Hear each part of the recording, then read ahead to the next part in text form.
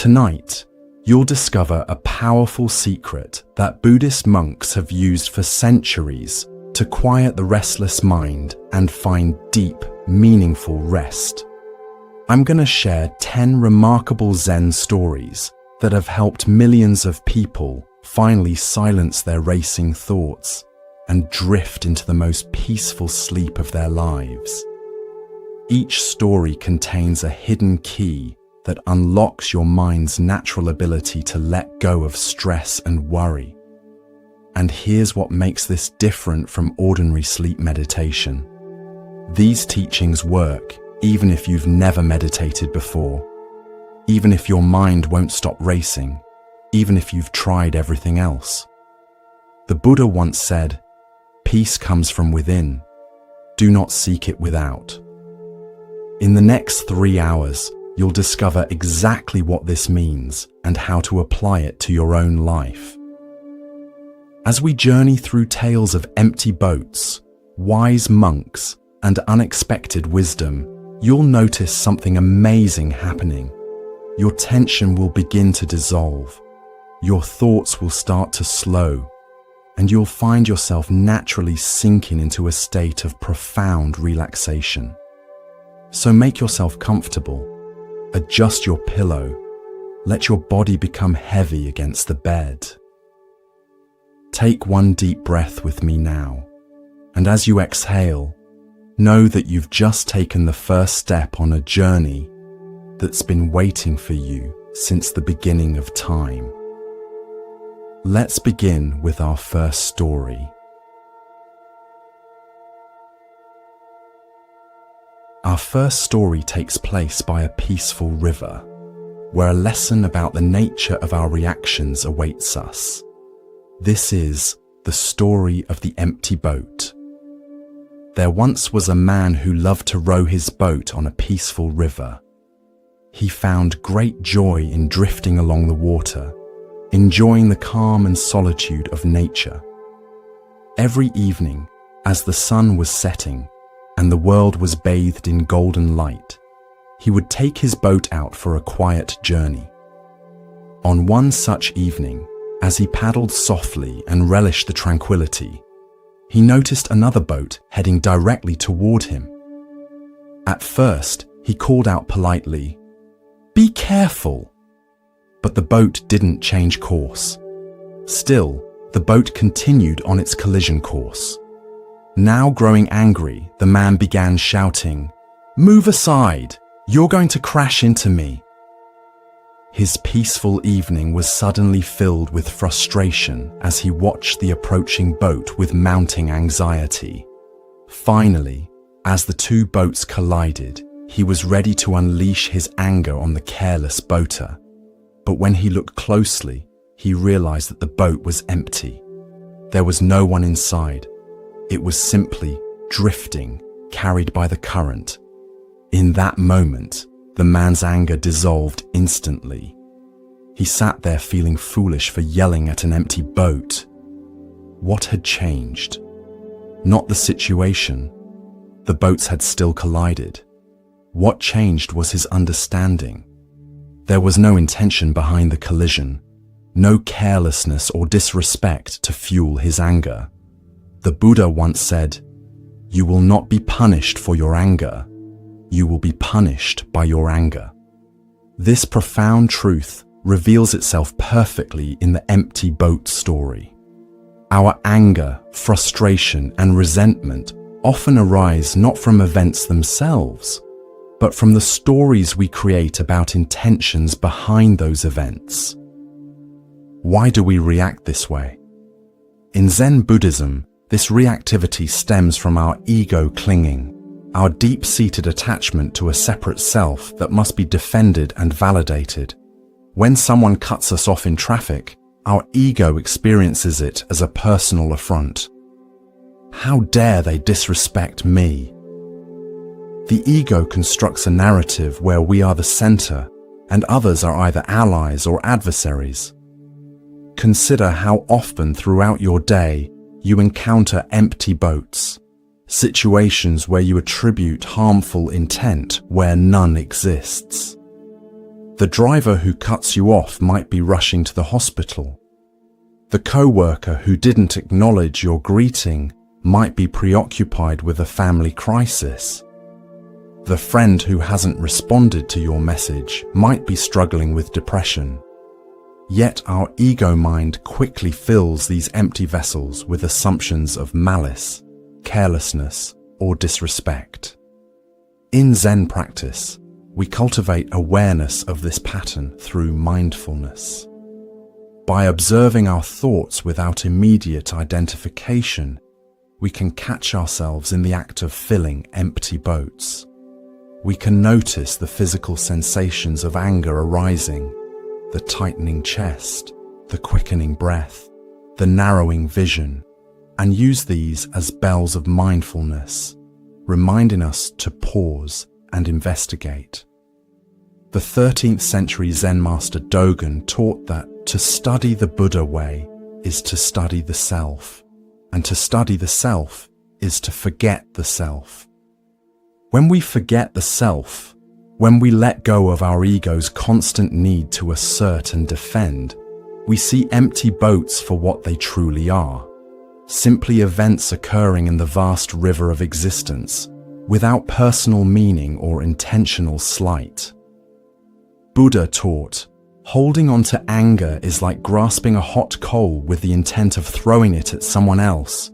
You are the one who gets burned. Each time we respond with anger, we suffer first and most. By recognizing the empty boats in our daily interactions, we liberate ourselves from this self-inflicted suffering. Tonight, as you reflect on your day, recall a moment when you felt slighted or offended. Can you recognize the empty boat in that situation? Can you see how your own mind filled that empty vessel with assumptions and judgments? And in that recognition, can you feel the freedom that comes from letting go? As the Buddha said, peace comes from within. Do not seek it without. The tranquility we seek is already available to us when we stop filling empty boats with the stories created by our ego mind.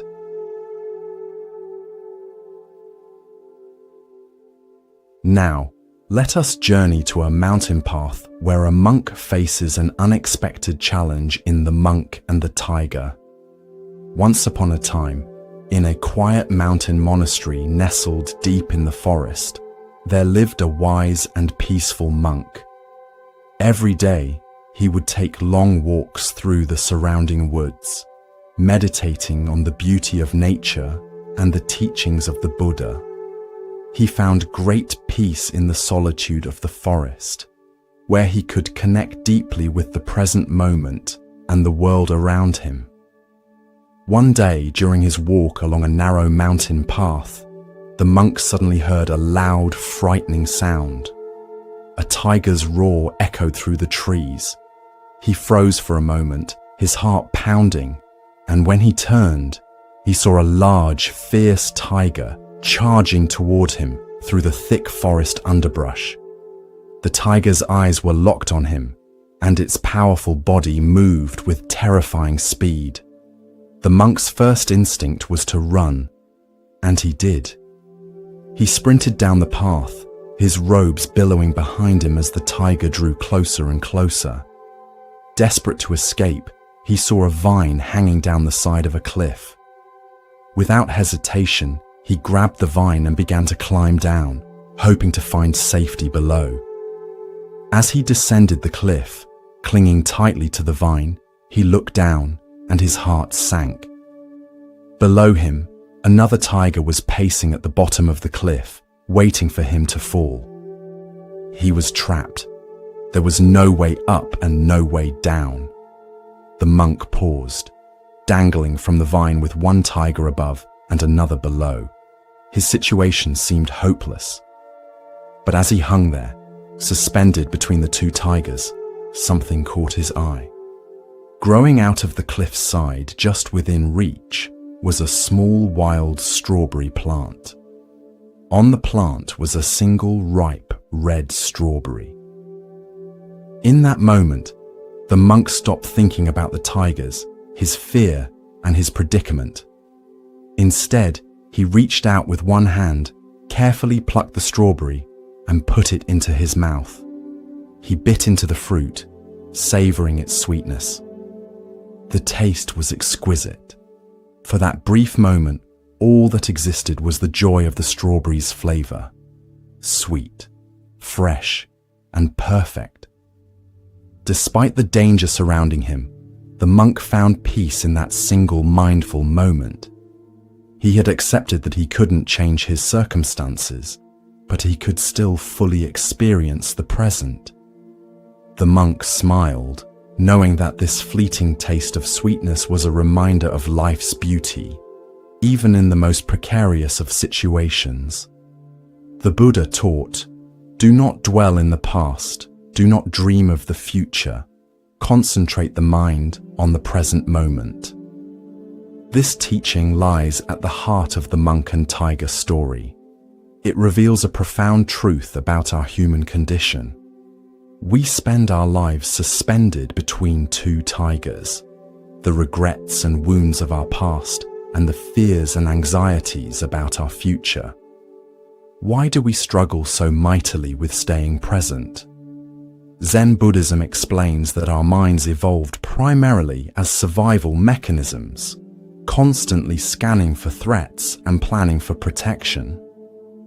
This evolutionary advantage becomes a spiritual liability when it pulls us away from the only moment we ever truly have, this one.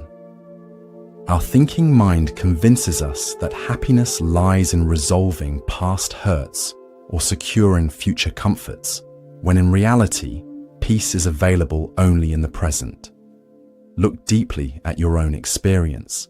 How much of your mental suffering comes from replaying past events you cannot change? The harsh words you wish you hadn't spoken, the opportunity you missed, the relationship that ended painfully. These are the tigers above. And how much anxiety stems from anticipating future scenarios that may never materialize. The work presentation next week, the medical test results, the financial worries. These are the tigers below. Zen master Thich Nhat Hanh taught, "The present moment is filled with joy and happiness. If you are attentive, you will see it." This is the strawberry in the story. The simple, available joy that exists alongside our difficulties. It doesn't deny the reality of our challenges. It simply offers us a different relationship to them. This strawberry might be the warmth of sunlight on your skin, the sound of a child's laughter, the taste of a simple meal, the comfort of your bed, or even the miracle of your own breath. These small pleasures are always available, even in our most difficult moments, but we miss them when we're consumed by the tigers of past and future. Zen practice teaches us to cultivate what the Japanese call ichi-go ichie, one time, one meeting, the recognition that each moment is a unique and unrepeatable gift. When we truly understand the preciousness of this moment, we naturally want to be fully present for it, regardless of our circumstances. The Buddha said, "The secret of health for both mind and body is not to mourn for the past, worry about the future, or anticipate troubles, but to live in the present moment wisely and earnestly." This wisdom invites us to notice where our attention habitually goes. Are you constantly rehearsing past conversations or rehearsing future scenarios? Can you gently guide your awareness back to the strawberry of the present moment, the simple sensory experiences available right now? Tonight, as thoughts of tomorrow's responsibilities or yesterday's regrets arise, remember the monk and the strawberry. What small joy might you savor right now, even amid uncertainty? Perhaps it's the rhythm of your breathing, the weight of the blanket on your body, or the quiet of this moment. The Buddha taught, "There is no path to happiness. Happiness is the path." By savoring the strawberries along our journey, we discover that peace is not waiting for us when the tigers disappear. It's available in their very presence. Our next story reveals a profound truth about the nature of suffering through a simple yet powerful metaphor. This is the story of the two arrows. One day, the Buddha was sitting with his disciples in a peaceful forest clearing. The trees swayed gently in the breeze, and the sound of birds filled the air. The Buddha often taught his disciples about the nature of suffering and the path to enlightenment. And on this particular day, a troubled disciple approached him with a question. "Master," the disciple said, bowing before the Buddha, "I do not understand why we suffer so much in this life. Pain seems to follow us wherever we go. Why is this so, and how can we find peace amidst so much suffering?" The Buddha gazed at the disciple with kindness and understanding. He saw the confusion and frustration in his student's eyes and knew that this was a question many of his followers pondered. "Let me explain," the Buddha said gently. "Imagine that a person is struck by an arrow. This arrow causes pain, and the pain is inevitable. This is the first arrow." The disciples nodded, understanding that the first arrow symbolized the inevitable difficulties of life. The physical pain of illness, injury, or loss. "But now," the Buddha continued, "imagine that after being struck by the first arrow, the person is then struck by a second arrow. This second arrow does not come from outside. It is created by the mind. It is the anger, fear, frustration, or sorrow that follows the pain. This is the second arrow." The Buddha paused, letting his words sink in. "You see," he said, "while the first arrow is unavoidable, the second arrow is optional.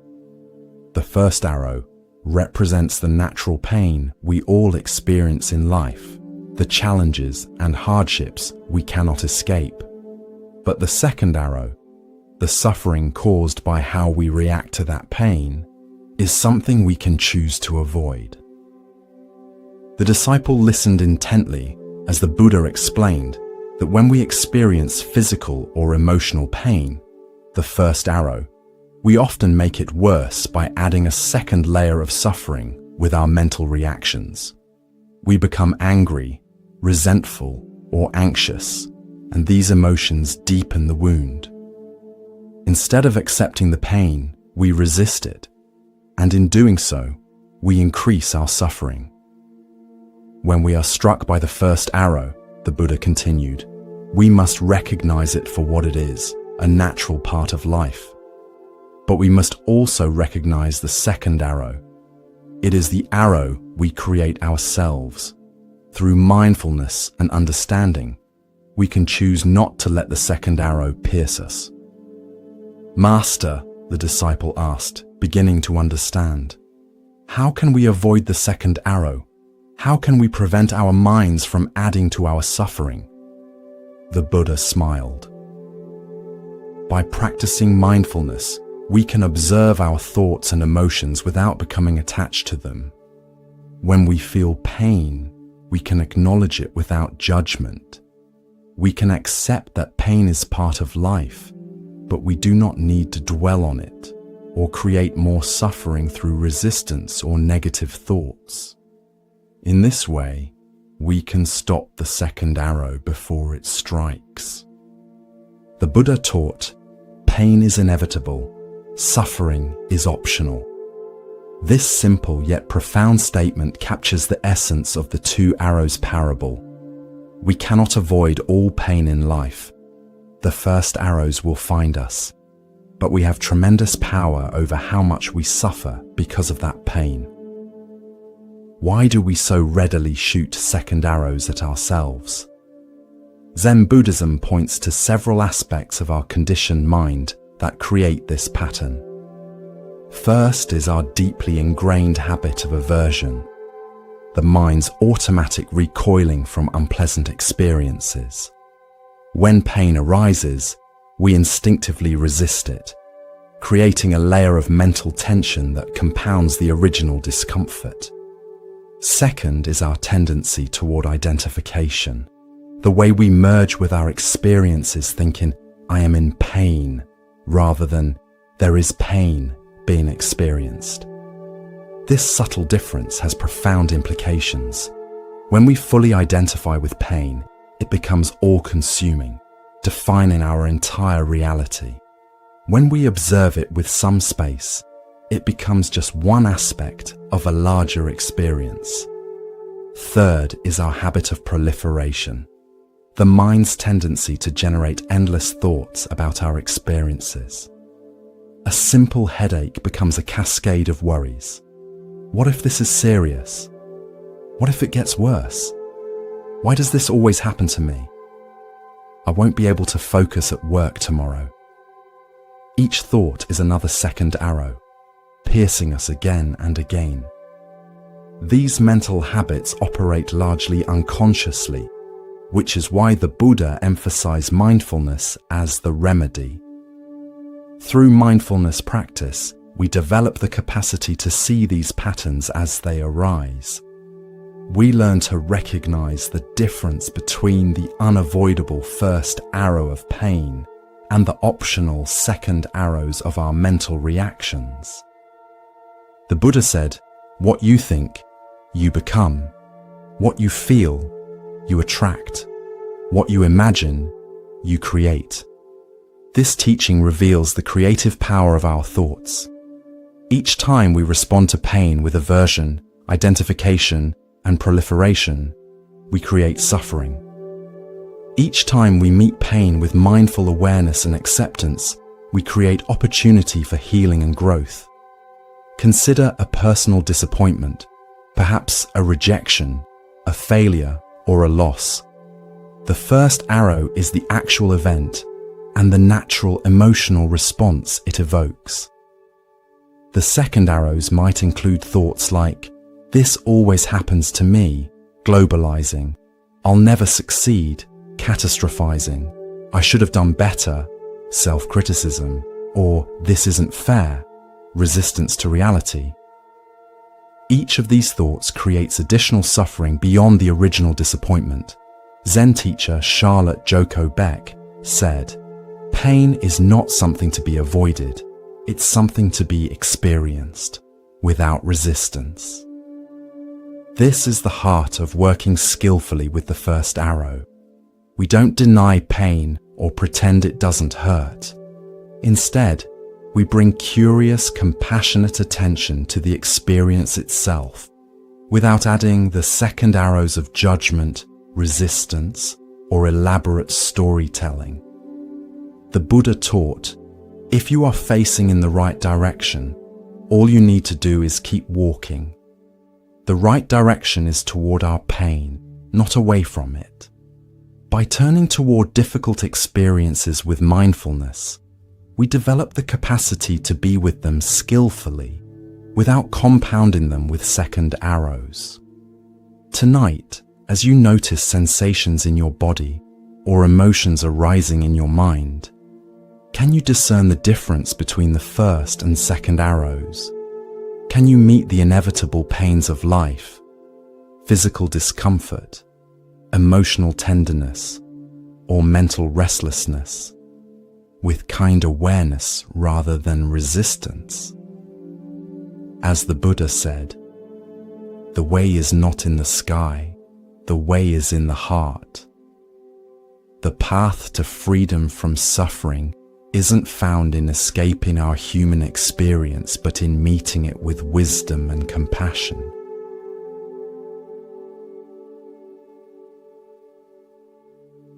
Now let us explore a story that teaches us about the universal nature of loss and how understanding it can bring peace. This is the parable of the mustard seed. Once, long ago, there lived a young woman named Kisa Gotami. She was kind, compassionate, and devoted to her family, but her life took a tragic turn when her only child, a beloved son, fell ill and passed away. Overcome with grief, Kisa could not accept her son's death. She carried his lifeless body in her arms, wandering from house to house, desperately seeking someone who could bring him back to life. At each door, Kisa begged, "Please help me. My son is dead. Is there anyone who can cure him?" But everyone she approached turned her away, saying that there was nothing they could do. Her sorrow grew heavier with each step, and her heart ached more with every rejection. One day, Kisa's path led her to a wise elder who took pity on her and said, "Go to the Buddha. Perhaps he can help you." With a flicker of hope in her heart, Kisa Gotami hurried to the Buddha, who was known for his compassion and wisdom. She found him sitting calmly under a Bodhi tree, surrounded by his disciples. Falling to her knees, she placed her son's body before him and pleaded, "Master, please bring my child back to life. I cannot bear this pain." The Buddha looked at her with great compassion and understanding. He could see Kisa was deeply suffering, but he also knew that she needed to learn a profound truth about life and death. He thought for a moment and then spoke softly. "I can help you, Kisa. But first, you must bring me something. Go into the village and bring me a mustard seed." Kisa's heart leapt with hope. "Yes, Master, I will bring you a mustard seed," she said, her voice trembling with relief. But before she could leave, the Buddha added, "The mustard seed must come from a household that has never experienced death. If you can find such a household, bring the seed to me, and I will bring your child back to life." Kisa nodded eagerly and set off on her mission. She went to the first house in the village and knocked on the door. A kind woman answered, and Kisa explained her request. "Please, can you give me a mustard seed? But it must come from a home where no one has ever died." The woman looked at Kisa with sad eyes and said, "I am sorry, but my husband passed away last year." Kisa thanked her and moved on to the next house. Again she made her request, but this time the response was, "I am sorry, but my mother passed away many years ago." House after house, Kisa Gotami knocked on doors, hoping to find one that had never known death. But at every house, she heard stories of loved ones lost. A mother, a father, a brother, a sister, a child. As the day wore on, Kisa began to realize that death was not unique to her. It was a universal experience, one that touched every family. Finally, as the sun began to set, Kisa returned to the Buddha, empty-handed, but with a new understanding. She knelt before him, her heart no longer filled with desperate hope, but with acceptance. "Master," she said, "I could not find a single house that has never known death. Every family has experienced the loss of someone dear to them. Now I understand that death is a part of life and no one can escape it." The Buddha nodded gently and replied, "Kisa, you have learned an important truth. Death is inevitable and suffering comes to all who are attached to the things of this world. But by accepting the impermanence of life, you can find peace. Your grief was not unique, it is shared by all beings. This is the nature of existence." With these words, Kisa Gotami realized that her suffering, though intense, was not hers alone to bear. She had been blinded by her personal grief, but now she saw that all people experience loss. This new understanding allowed her to release her son's body and bury him with dignity, finally finding a sense of peace in the face of life's inevitable changes. The Buddha taught, "Everything that has a beginning has an ending. Make your peace with that, and all will be well." This profound teaching lies at the heart of Kisa Gotami's journey. Her story illuminates one of the most challenging yet liberating truths of existence. Nothing lasts forever, and our attempts to deny this reality only increase our suffering. Why do we resist the truth of impermanence so fiercely?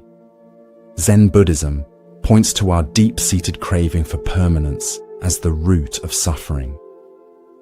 We want the pleasant to remain pleasant, the beautiful to remain beautiful, and most of all, we want those we love to remain with us always. This craving for permanence in an impermanent world creates a fundamental tension that manifests as suffering. Like Kisa, we often respond to loss with denial. We refuse to accept what has happened and expend enormous energy trying to reverse the irreversible. This denial is a natural part of grief, but when we become stuck in it, we prevent ourselves from moving through the healing process. The Buddha didn't immediately lecture Kisa on impermanence. Instead, he gave her an experience that allowed her to discover this truth for herself, a much more powerful teaching. The Buddha said, "The root of suffering is attachment." In Kisa's case, her attachment to her son wasn't just love. It was a desperate clinging that couldn't accommodate the reality of his death. Her journey to find a mustard seed from a house untouched by death helped her recognize that attachment to permanence is futile. Every household, no matter how wealthy, happy, or blessed, had been visited by death. This universal nature of loss connects us all in what Buddhists call the fellowship of suffering. When we truly understand that loss touches everyone, our own grief, while still painful, becomes less isolating. We recognize our experience as part of the great current of human existence, rather than a unique tragedy that separates us from others. The 14th century Zen master Basui wrote, "To see the truth, leave desire behind. If you do not give up desire, you will not see the truth." Kisa's desire to bring her son back prevented her from seeing the truth of impermanence. Only when she abandoned this impossible desire could she begin to accept reality and find peace. Interestingly, the Buddha didn't try to console Kisa with promises of an afterlife or reunion with her son in another realm. Instead, he guided her toward accepting the natural order of things, that what is born will die. What comes together will eventually separate. This acceptance isn't resignation or defeat. It's alignment with reality, which is the only place healing can begin. The Buddha taught, "The trouble is, you think you have time." This pointed reminder of life's brevity invites us to value each moment and each relationship, knowing that nothing lasts forever. Rather than making us morbid or depressed, this awareness can infuse our lives with greater appreciation and presence. In your own experience of loss, whether of a person, a relationship, a career, or even a phase of life, can you recognize the mustard seed lesson? Can you see how your suffering may be intensified by resistance to the natural flow of impermanence? The Buddha said, "When you realize how perfect everything is, you will tilt your head back and laugh at the sky." This perfect imperfection includes the cycles of life and death, growth and decay, coming together and separating, the very rhythm of existence itself. Tonight, as you reflect on the losses you've experienced, and those you fear. Remember Kisa Gautami's journey. Can you find comfort in the universality of impermanence? Can you see how accepting this truth might ease your suffering?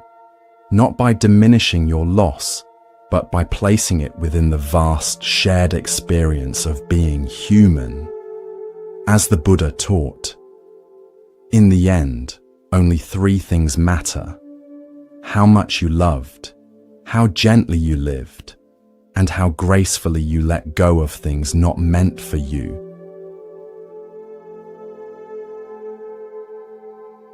Our next story speaks to the wisdom of suspending judgment and maintaining equanimity in the face of life's constant changes. This is The Farmer and the Horse. Once upon a time, in a small, quiet village, there lived a humble farmer. He was known by his neighbors for his hard work and calm demeanor. His farm was modest, and he had only 1 horse to help with all of his daily tasks, from plowing the fields to carrying heavy loads. Though he didn't have much, the farmer was content with his life. One day, his horse ran away. The farmer woke up to find that his stable was empty and the horse had vanished. His neighbors, hearing the news, rushed to his house to express their sympathy. "What terrible luck," they said. "How will you manage without your horse? This must be such a misfortune." The farmer, however, remained calm. He looked at his neighbors and simply replied, "Maybe." The neighbors were puzzled by his response. How could he be so indifferent to such bad luck? They shook their heads and returned to their homes, convinced that the farmer was in denial about his loss. A few days later, to everyone's surprise, the horse returned. But it didn't come back alone. It brought with it a group of wild horses from the mountains. Now the farmer had not just 1 horse, but several. The neighbors heard the news and rushed back to the farmer's house. This time, they were full of excitement. "How wonderful!" they exclaimed. "Now you have so many horses. What incredible fortune!" The farmer again looked at his neighbors, smiled calmly, and said, "Maybe." Once again, the neighbors were confused. Surely this was a stroke of good luck. But the farmer seemed just as indifferent as he was before. They wondered why he didn't seem more excited about his newfound wealth. A few days later, the farmer's son decided to try taming one of the wild horses. While riding the horse, he was thrown off violently and broke his leg. The injury was severe, and the son would be unable to help with the farm work for a long time. Hearing of the accident, the neighbors returned to the farmer's house once again. This time, they were filled with sympathy. "What bad luck," they said. "Your son has broken his leg, and now he cannot help you. This is truly unfortunate." As before, the farmer responded with his usual calmness. "Maybe," he said. The neighbors were now thoroughly baffled by the farmer. Every time something significant happened, whether it seemed good or bad, he gave the same nonchalant response. They couldn't understand why he wouldn't react more strongly to the events in his life. A few weeks later, the country was thrown into turmoil. A war broke out, and soldiers came to the village to draft all the young men into the army. Many of the village's sons were taken away to fight in the war. But because the farmer's son had a broken leg, he was not drafted and stayed home with his father. Once again, the neighbors visited the farmer. "How fortunate you are," they said. "Because of your son's injury, he was spared from the war. What amazing luck." And once again, the farmer replied, "Maybe." The Buddha taught, nothing is permanent. Everything is subject to change. Being is always becoming. This truth forms the foundation of the farmer's wisdom. His consistent response of maybe reflects a deep understanding that life is in constant flux, and what appears favorable or unfavorable in one moment may reveal itself to be quite different in the next. Why do we rush to judge events as good or bad? Zen Buddhism points to our mind's habitual categorization, its constant sorting of experiences into desirable or undesirable, fortunate or unfortunate. This dualistic thinking creates an emotional roller coaster. We're elated when things go well and devastated when they go poorly. But as the farmer story shows, we never have the complete picture. We cannot see how today's misfortune might prevent tomorrow's disaster, or how today's blessing might lead to tomorrow's challenge. The concept of non-judgment in Zen Buddhism doesn't mean indifference or apathy. The farmer wasn't emotionally detached from his life.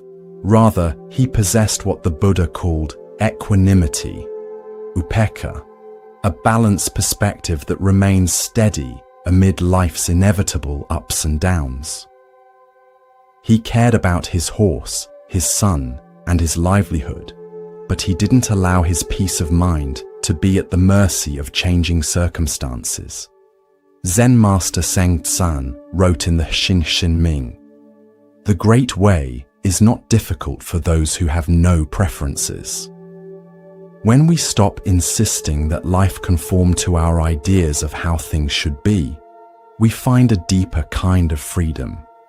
We open ourselves to life's inherent wisdom, which often unfolds in ways our limited perspective cannot anticipate. The Buddha taught, "Do not overrate what you have received, nor envy others. He who envies others does not obtain peace of mind."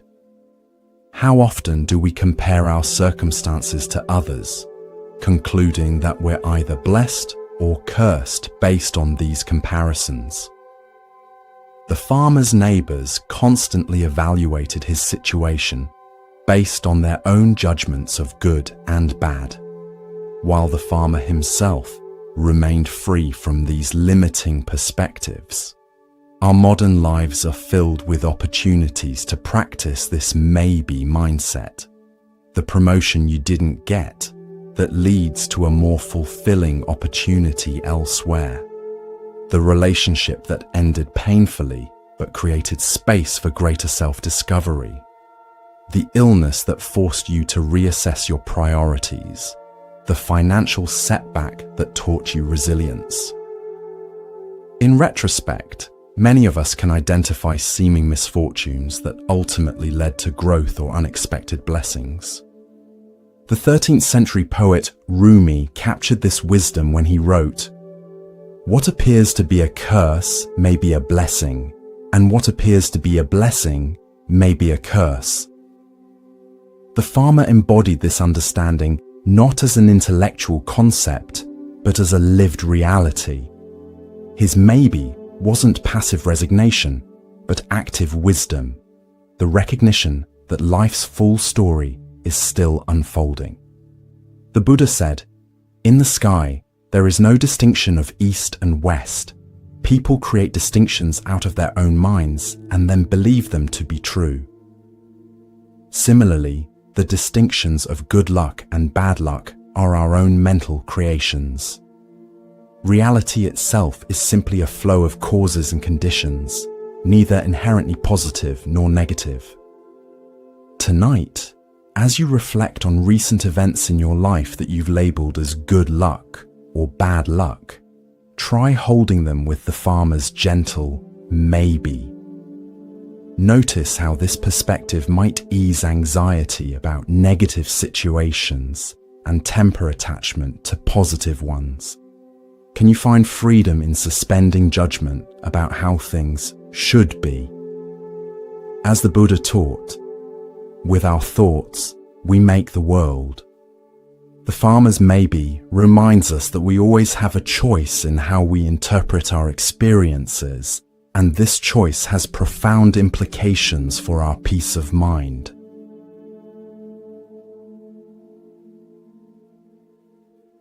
Our next story reveals the power of non-reactivity and emotional mastery.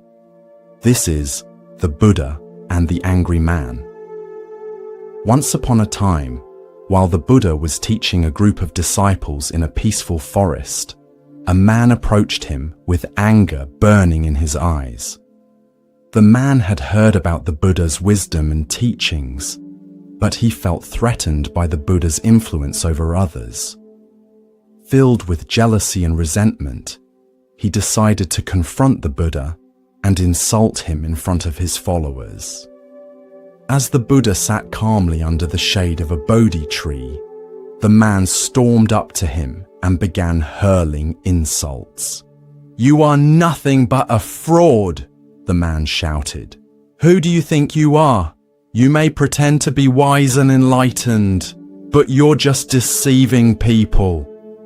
The Buddha remained completely calm and unbothered by the man's harsh words. His expression didn't change, and he didn't respond to the man's anger. Seeing the Buddha's lack of reaction only made the man angrier. He shouted even louder, "How can you just sit there, acting like you're above everyone else? Do you think you're better than me? I refuse to respect someone like you." Despite the man's fury, the Buddha stayed silent and serene, simply watching him with compassion. Finally, after several minutes of shouting, the man grew exhausted. He had expected to provoke a response, but the Buddha's peaceful demeanor confused him.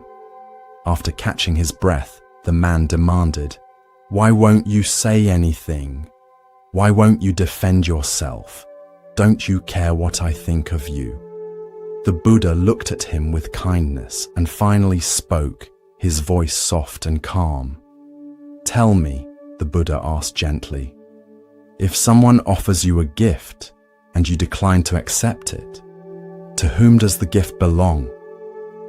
The man, puzzled by the question, thought for a moment before responding, "It would still belong to the person who offered it.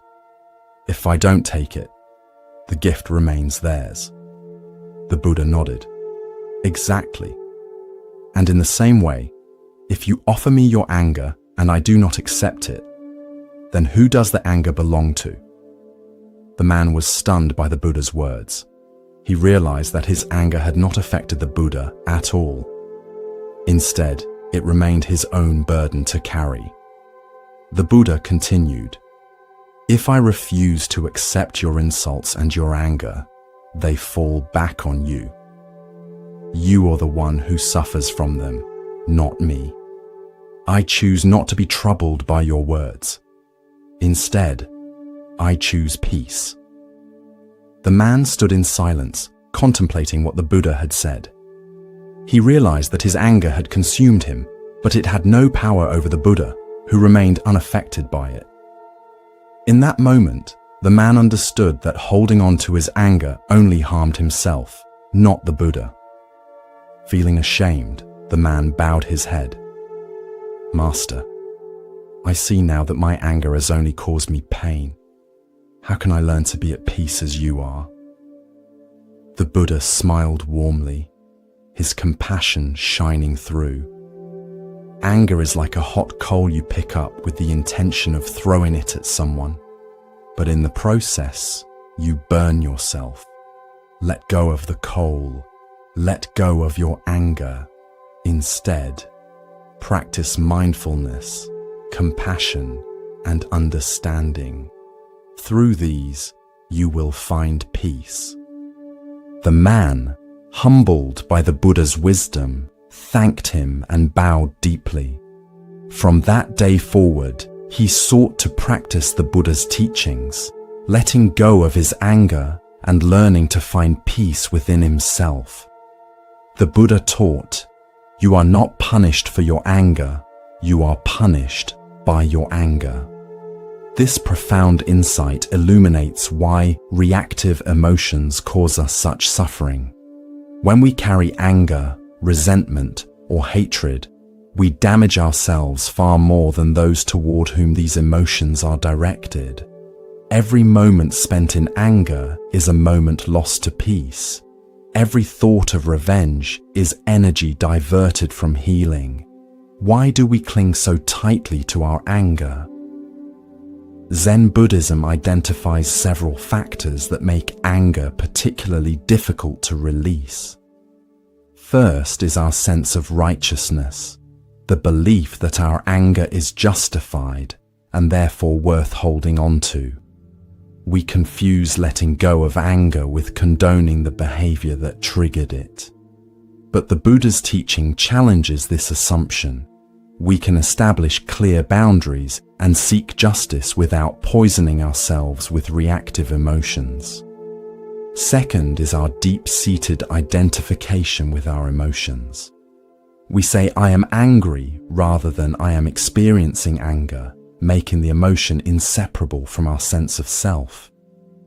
When someone suggests we let go of anger, it can feel like they're asking us to let go of part of ourselves.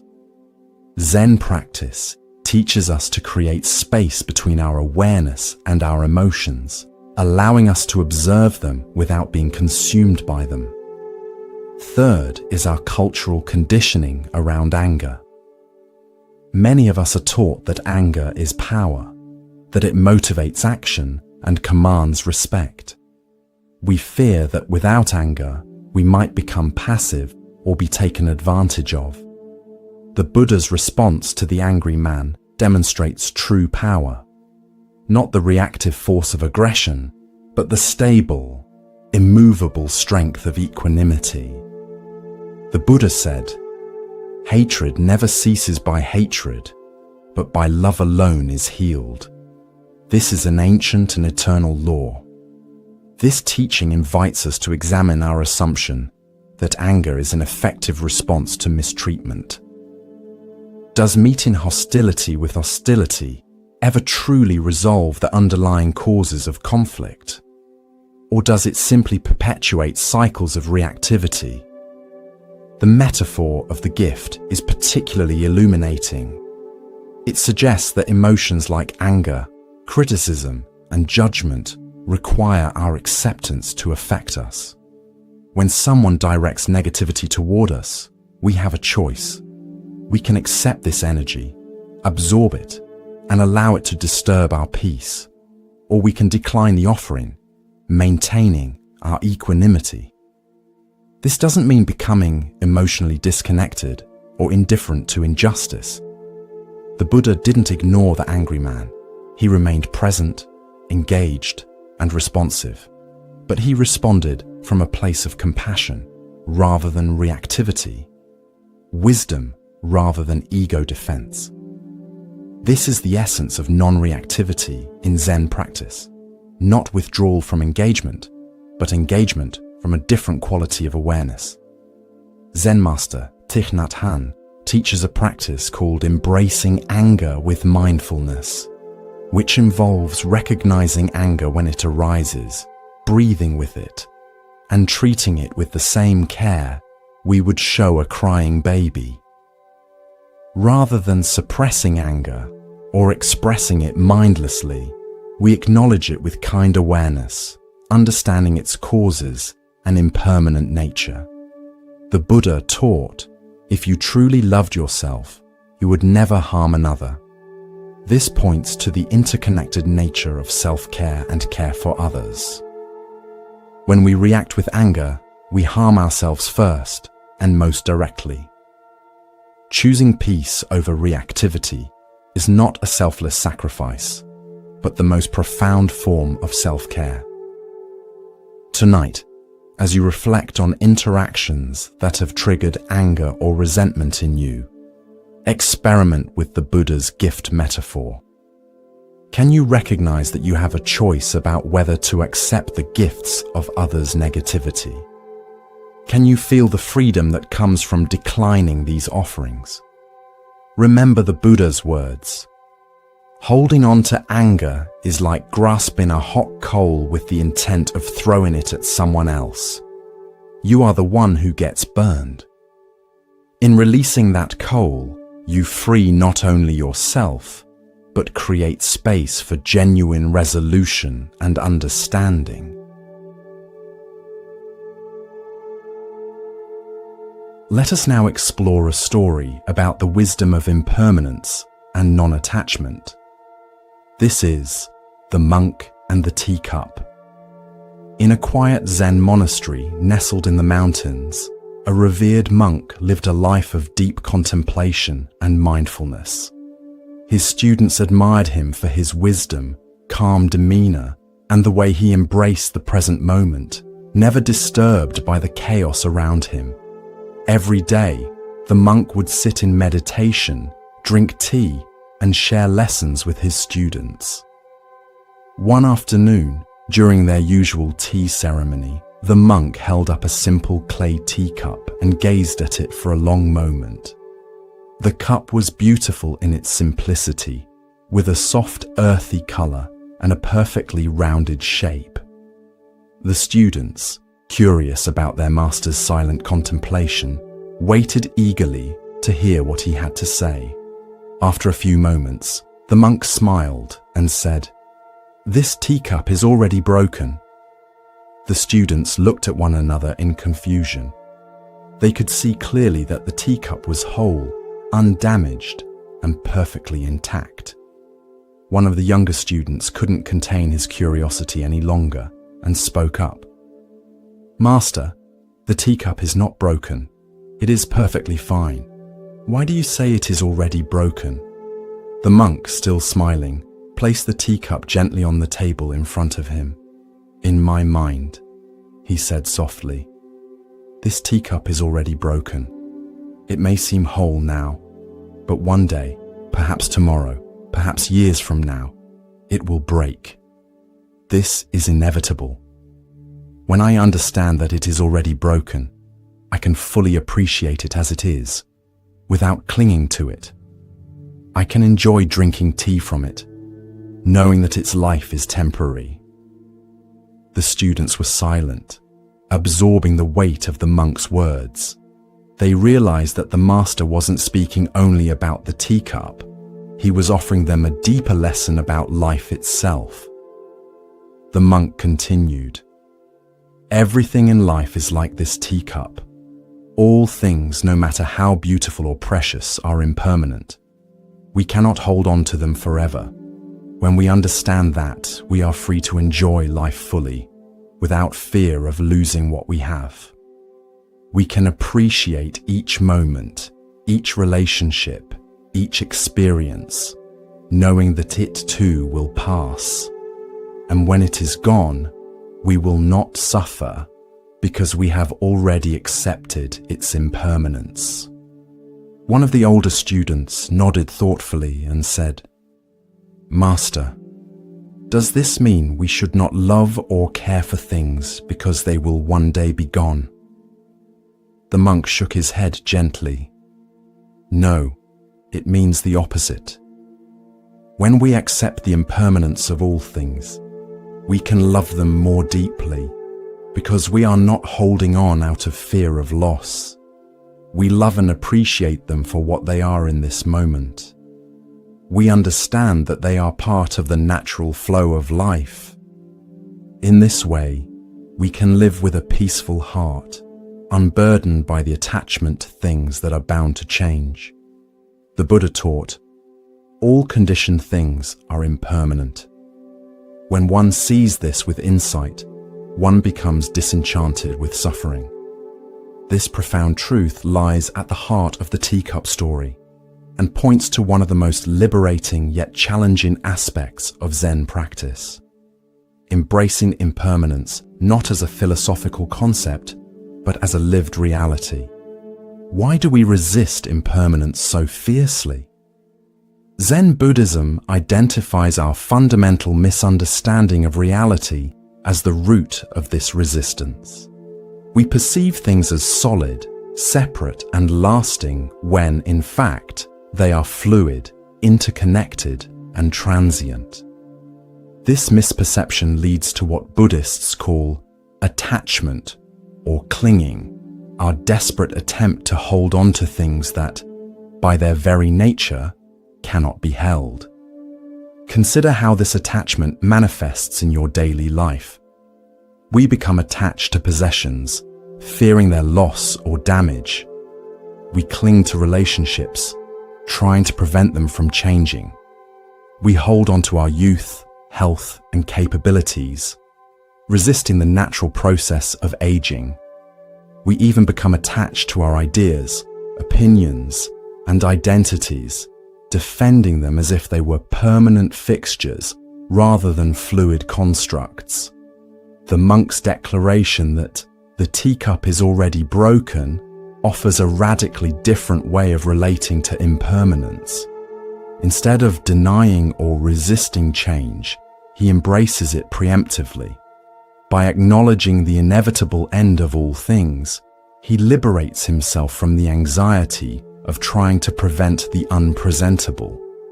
This isn't pessimism, but clear-eyed realism that paradoxically enhances his appreciation of the present moment. The Buddha said, "The world is afflicted by death and decay, but the wise do not grieve, having realized the nature of the world." This teaching isn't encouraging callousness or detachment from caring. Rather, it points to a different quality of caring, one not distorted by the impossible expectation of permanence. The monk doesn't love his teacup less because he knows it will break.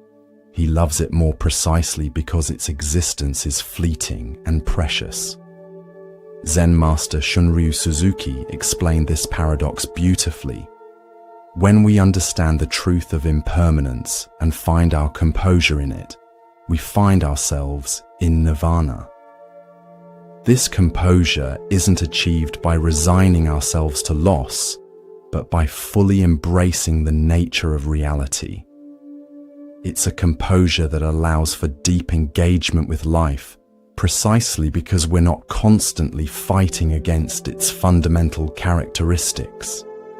In practical terms, how might we cultivate this already broken perspective? We can start by noticing our attachments, the people, things, and circumstances we most fear losing.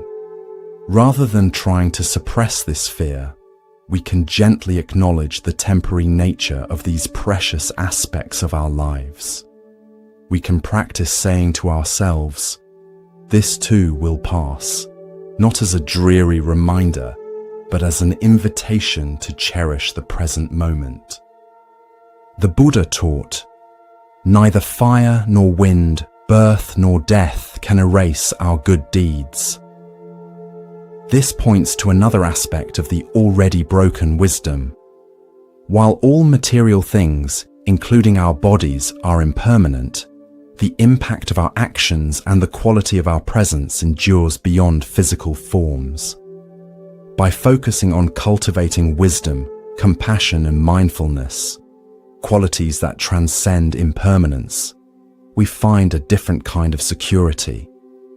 Tonight, as you rest, consider what teacups in your life you might be clinging to with anxiety about their eventual break-in.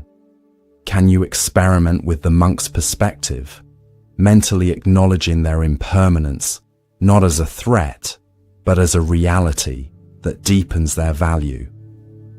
As the Buddha said, "The trouble is, you think you have time."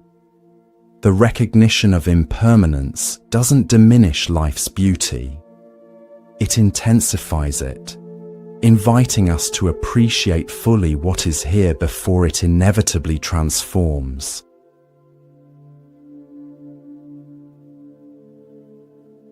Now, let us explore a story about true generosity and compassion. This is The Buddha and the Robe. In ancient India, during the time when the Buddha traveled across villages and towns to spread his teachings, he often attracted a large number of followers. Many of them were moved by his wisdom and left their homes to become monks and disciples under his guidance. One day, while staying in a small village, a wealthy merchant heard about the Buddha's presence and decided to visit him. He was deeply inspired by the Buddha's teachings and wanted to offer him a gift as a token of his respect. The merchant brought a beautifully woven, luxurious robe made of the finest silk, richly adorned with intricate patterns. The merchant approached the Buddha, bowed respectfully, and presented the robe with reverence. "Lord Buddha, I wish to offer you this robe as a sign of my gratitude for your teachings," he said. The Buddha looked at the robe and then at the merchant with a gentle smile. He sensed the merchant's sincerity and the desire to give. However, the Buddha lived a life of simplicity and was not interested in material wealth or luxuries. His needs were few, and he taught his followers to live in simplicity as well. "Thank you for your kind gesture," the Buddha said, "but I cannot accept this robe. It is far too extravagant for a simple monk like me. I am content with the robe I already wear." The merchant was surprised by the Buddha's response. "But Lord Buddha, I offer this robe out of respect for you. Surely you deserve the best that I can give." The Buddha, still smiling, replied, "If you truly wish to honor me, there is another way you can use this gift. Take this robe and offer it to someone who is truly in need, someone who lacks even the basic clothing to cover themselves. That would bring greater merit and joy." The merchant, realizing the Buddha's deep compassion for the poor, nodded slowly. He understood that the true essence of giving was not about offering gifts to those who already had enough, but about providing for those in need. "Thank you, Lord Buddha. I will do as you say," the merchant said. He took the robe and later found a poor man in the village who was shivering in the cold with only rags to wear. The merchant gave the robe to the poor man, who was overjoyed and deeply grateful. The next day, the merchant returned to the Buddha and shared what he had done. The Buddha nodded approvingly and said, "You have done well, my friend. True generosity is not in giving to those who expect or do not need, but in helping those who are in real need. By sharing your wealth with those who are less fortunate, you have brought true joy and compassion into the world." The merchant bowed deeply, feeling a warmth in his heart that he had not known before. He realized that the Buddha's wisdom extended beyond the simple act of receiving a gift. It was about understanding the true nature of giving, the importance of compassion, and the joy that comes from helping others. The Buddha taught, generosity brings happiness at every stage of its expression. We experience joy in forming the intention to be generous, in the actual act of giving, and in recollecting the fact that we have given.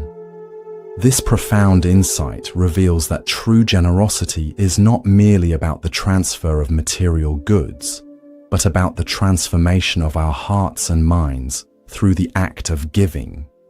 Why did the Buddha refuse the luxurious robe? Zen Buddhism points to several layers of wisdom in his response. First, he embodied the principle of knowing what is enough, understanding that desires, when left unchecked, can never be satisfied. By being content with his simple robe, the Buddha demonstrated freedom from the endless cycle of wanting more and better.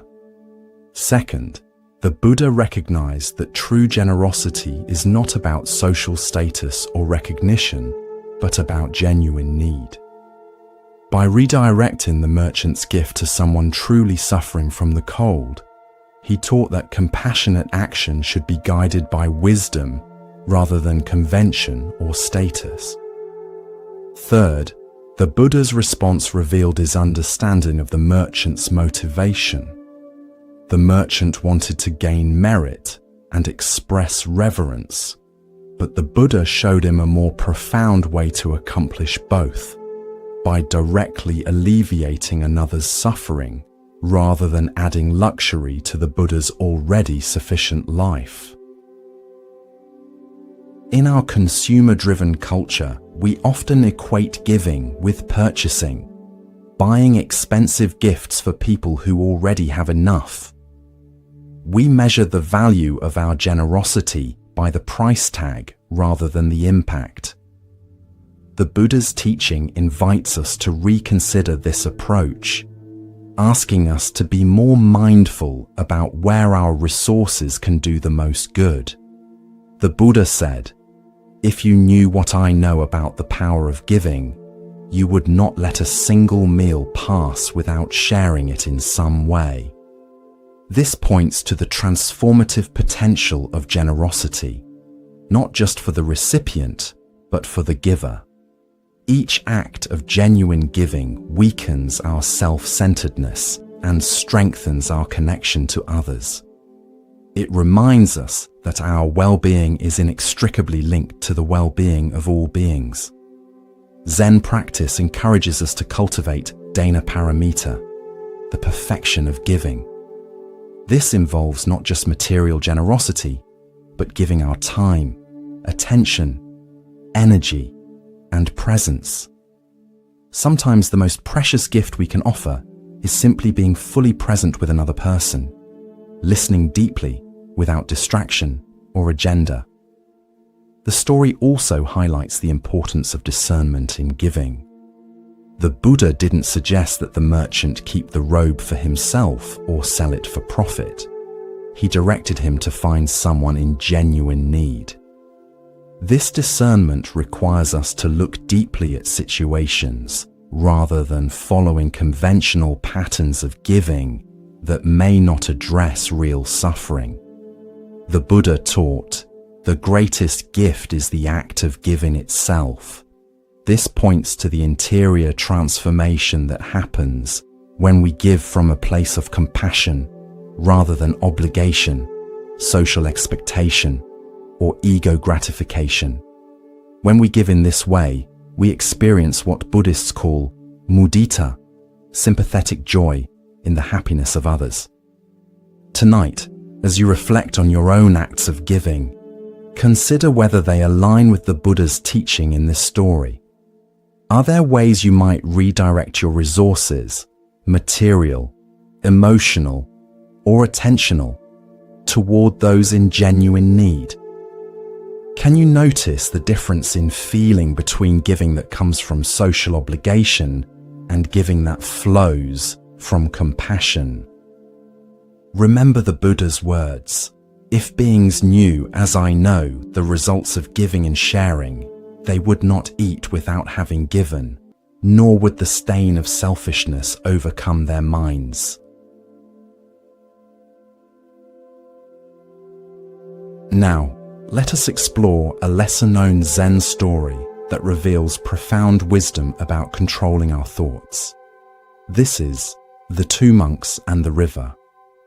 Two monks, an elder and a younger disciple, were traveling together on a long journey. Their path led them through forests, over mountains, and across valleys. They walked in mindful silence for most of their journey, focusing on each step and each breath. As they approached a river, they saw a young woman standing at the edge. She was beautifully dressed in fine silks and appeared distressed. The river was swollen from recent rains, and she was afraid to cross it, fearing that the strong current would ruin her clothes and possibly put her in danger.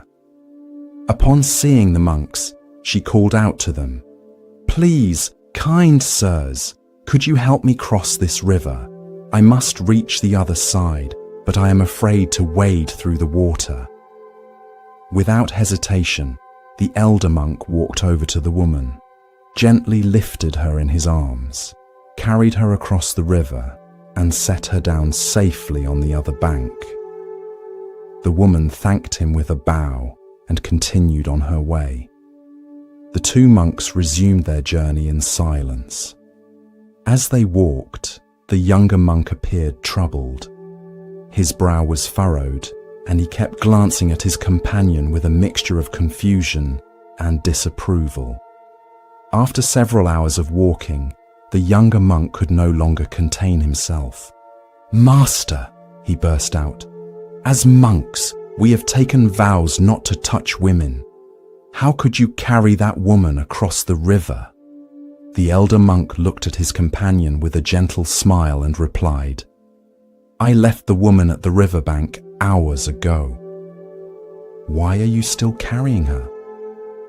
The younger monk was struck silent by these words. He realized that while his companion had only carried the woman for a few minutes out of compassion and practical necessity, he himself had been carrying her in his mind for hours, burdening himself with judgment and disturbing his peace.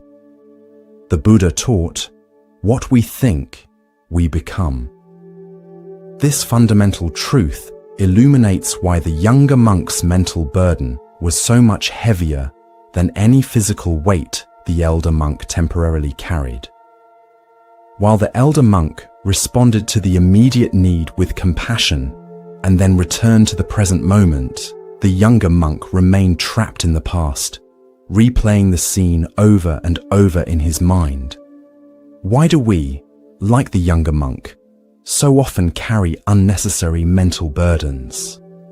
Zen Buddhism identifies several factors that contribute to this habit. First is our attachment to rules and concepts rather than principles. The younger monk was so fixated on the letter of the monastic rule that he missed its spirit, to live with purity and compassion. His rigid interpretation prevented him from seeing the elder monk's action as an expression of genuine Buddhist compassion. Second is our tendency toward judgment and mental proliferation. One thought leads to another and another, creating elaborate narratives and evaluations that pull us away from the present moment. The younger monk's initial observation led to hours of internal commentary, criticism, and confusion, all unnecessary and self-created suffering. Third is our difficulty distinguishing between skillful concern and unskillful rumination. While reflection on past actions can be valuable for learning, obsessive dwelling serves no purpose except to disturb our peace. The elder monk demonstrated the ability to act decisively when needed and then let go completely. In our daily lives, we all carry similar invisible burdens. The argument from last week that we keep rehearsing in our minds. The mistake at work that we can't stop replaying. The worries about future scenarios that may never materialize. Each of these mental patterns is like carrying a person across a river and never putting them down. The Buddha said, "Let go of the past, let go of the future, let go of the present." Crossing to the farther shore of existence, with mind released from everything, do not take up residence in birth and death. This teaching points to the freedom available when we release our mental fixations and return to the simplicity of the present moment. Zen practice offers concrete methods for putting down our mental burdens. Mindfulness meditation trains us to notice when we're carrying unnecessary thoughts and gently set them down. The practice of labeling thoughts as thinking helps us recognize them as mental constructs rather than reality, and focusing on physical sensations, the feeling of our feet touching the ground, the rhythm of our breath, anchors us in the present when thoughts try to drag us into the past or future. The elder monk embodies what Zen calls no mind or mushin, not the absence of thought, but freedom from attachment to thought. He could think clearly when needed, act compassionately when required, and then return to the peaceful emptiness of the present moment. This state is available to all of us when we learn to put down what no longer needs to be carried. Tonight, as thoughts arise about the day behind you or the day ahead, can you notice when you're unnecessarily carrying someone or something in your mind? Can you feel the freedom that comes from gently setting down these mental burdens? Remember the Buddha's words, "Nothing is worth clinging to." In that release lies true peace. Let us now turn to a story that teaches about the obstacles we create in our own minds. This is the story of the empty cup. A respected university professor once visited a Zen master seeking to understand Zen wisdom. The professor had spent many years studying philosophy and religious texts and had written several books on comparative spirituality. He considered himself quite knowledgeable, but was curious about Zen's unique perspective. When he arrived at the master's simple dwelling, the old Zen master greeted him warmly and invited him to sit. "I have come to inquire about Zen," the professor began.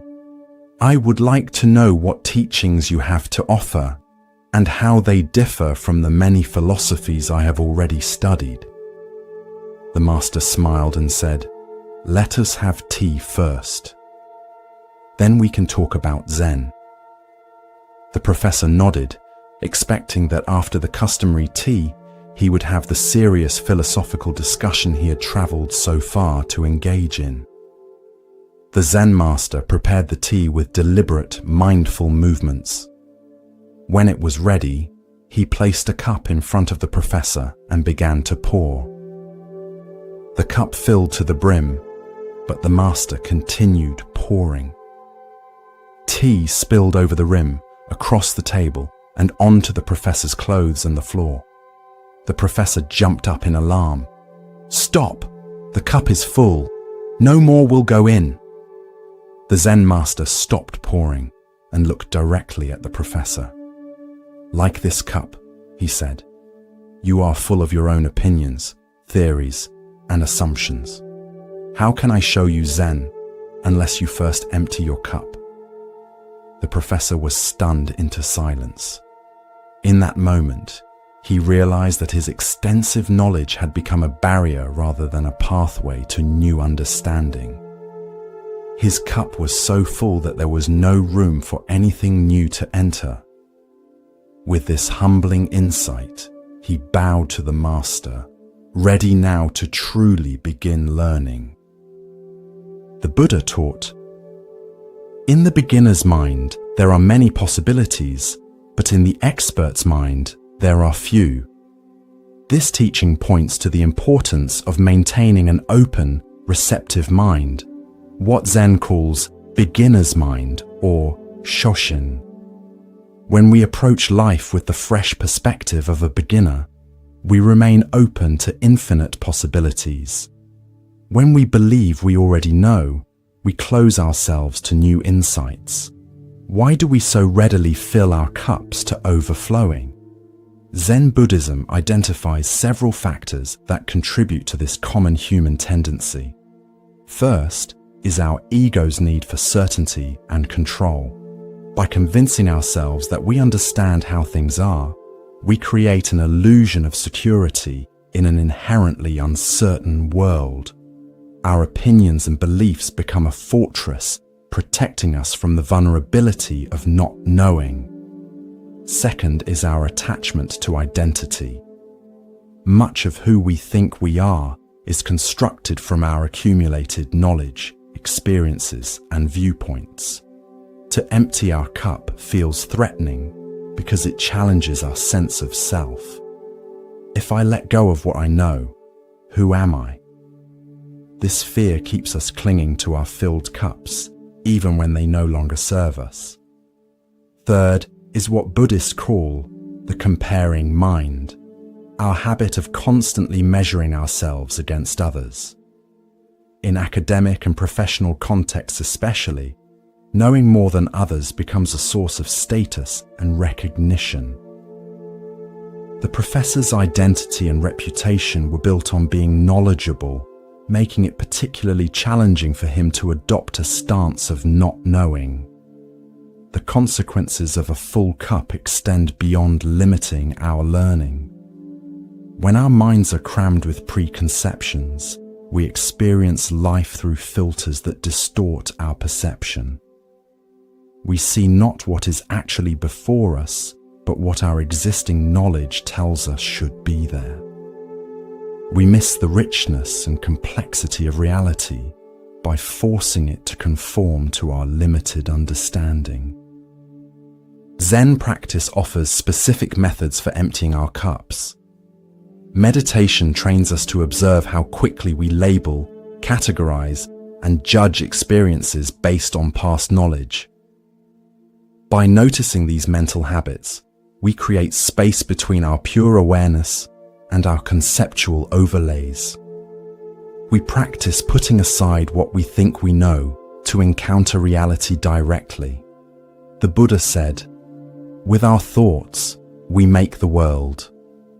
When our thoughts are rigid and fixed, the world becomes small and predictable.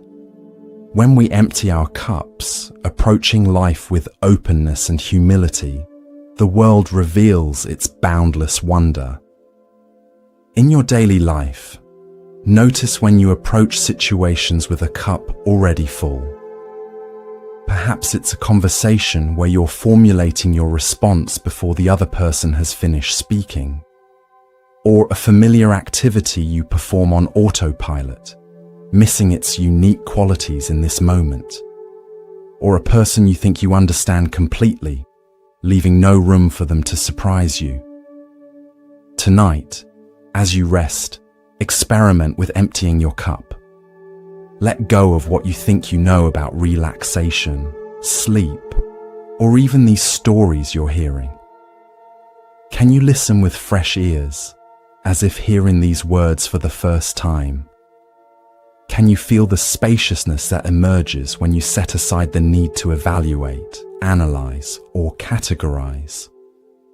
As the Buddha taught, empty your boat of water, it will go lightly and swiftly. Similarly, when we empty our minds of preconceptions, we move through life with greater ease and joy. Now, let us explore a story about finding wisdom in unexpected places. This is the story of the Zen master and the dirty road. A Zen master was traveling with a group of disciples along a countryside road. The rainy season had turned the path into a muddy, difficult journey.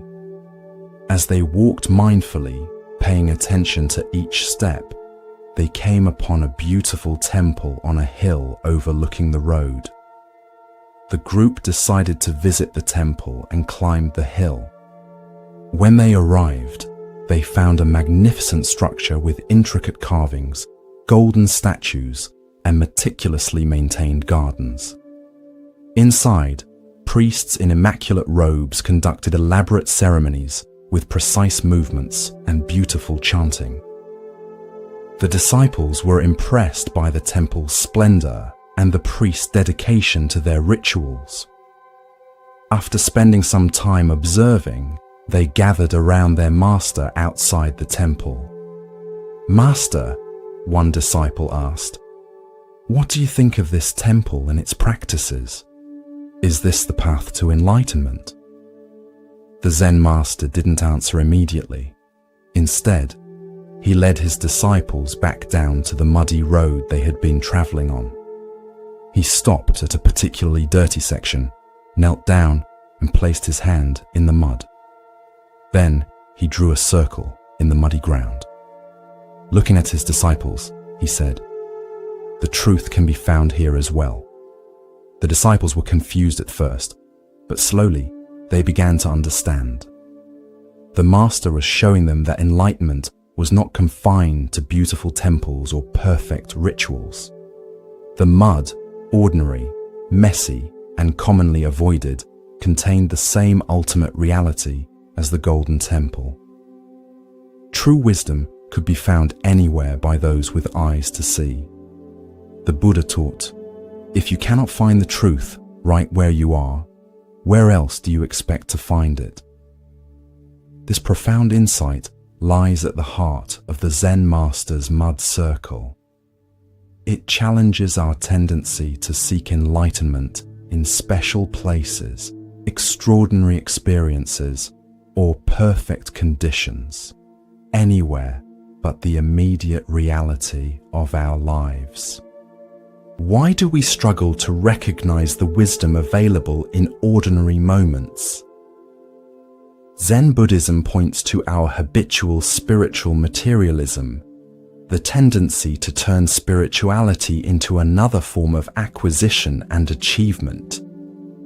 We believe enlightenment is found through accumulating special experiences, teachings, or credentials, rather than penetrating the reality of our everyday existence. The mud represents the aspects of life we typically try to avoid or transcend: the messy emotions, uncomfortable sensations, tedious tasks, and imperfect relationships that make up much of our human experience. We imagine that spiritual growth means rising above these muddy realities, not realizing that they themselves contain the very wisdom we seek. In Japanese aesthetics, there is a concept called wabi-sabi, finding beauty in imperfection, impermanence, and incompleteness.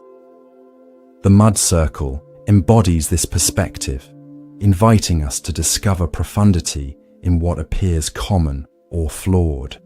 The crack in a teacup, the wrinkles on an aging face, the garden gone slightly wild. These imperfections contain their own unique wisdom and beauty when seen with clear eyes. Zen Master Dogen wrote, "If you cannot find the truth where you are, where do you expect to find it?" This echoes the Buddha's teaching and points to the mistake of externalization, looking outside ourselves for what can only be found within. The temples we build, the rituals we perform, the texts we study, these are all fingers pointing to the moon, not the moon itself. In practical terms, how might we apply the wisdom of the mud circle? We can start by bringing curious attention to the ordinary moments we typically overlook. Washing dishes, waiting in line, feeling tired, experiencing conflict. Rather than seeing these as obstacles to our spiritual practice, we can recognize them as the very ground of practice itself. The Buddha said, "My teaching is not a philosophy. It is the result of direct experience." This points to the experiential nature of true wisdom, not something learned intellectually, but realized through immediate contact with life itself. The mud on the road offered this direct experience in a way that observing temple rituals as a spectator could not. Tonight, as you rest, consider the mud circles in your own life. The ordinary, challenging, or uncomfortable aspects you might typically try to avoid or change. Can you bring the same attention to these experiences that you would to a beautiful sunset or a profound spiritual teaching? Can you sense the potential wisdom waiting to be discovered in these unexpected places? As the Buddha taught, all experiences are preceded by mind, led by mind, created by mind. When we approach even the muddiest moments with an open, curious mind, we transform them from obstacles into pathways to deeper understanding.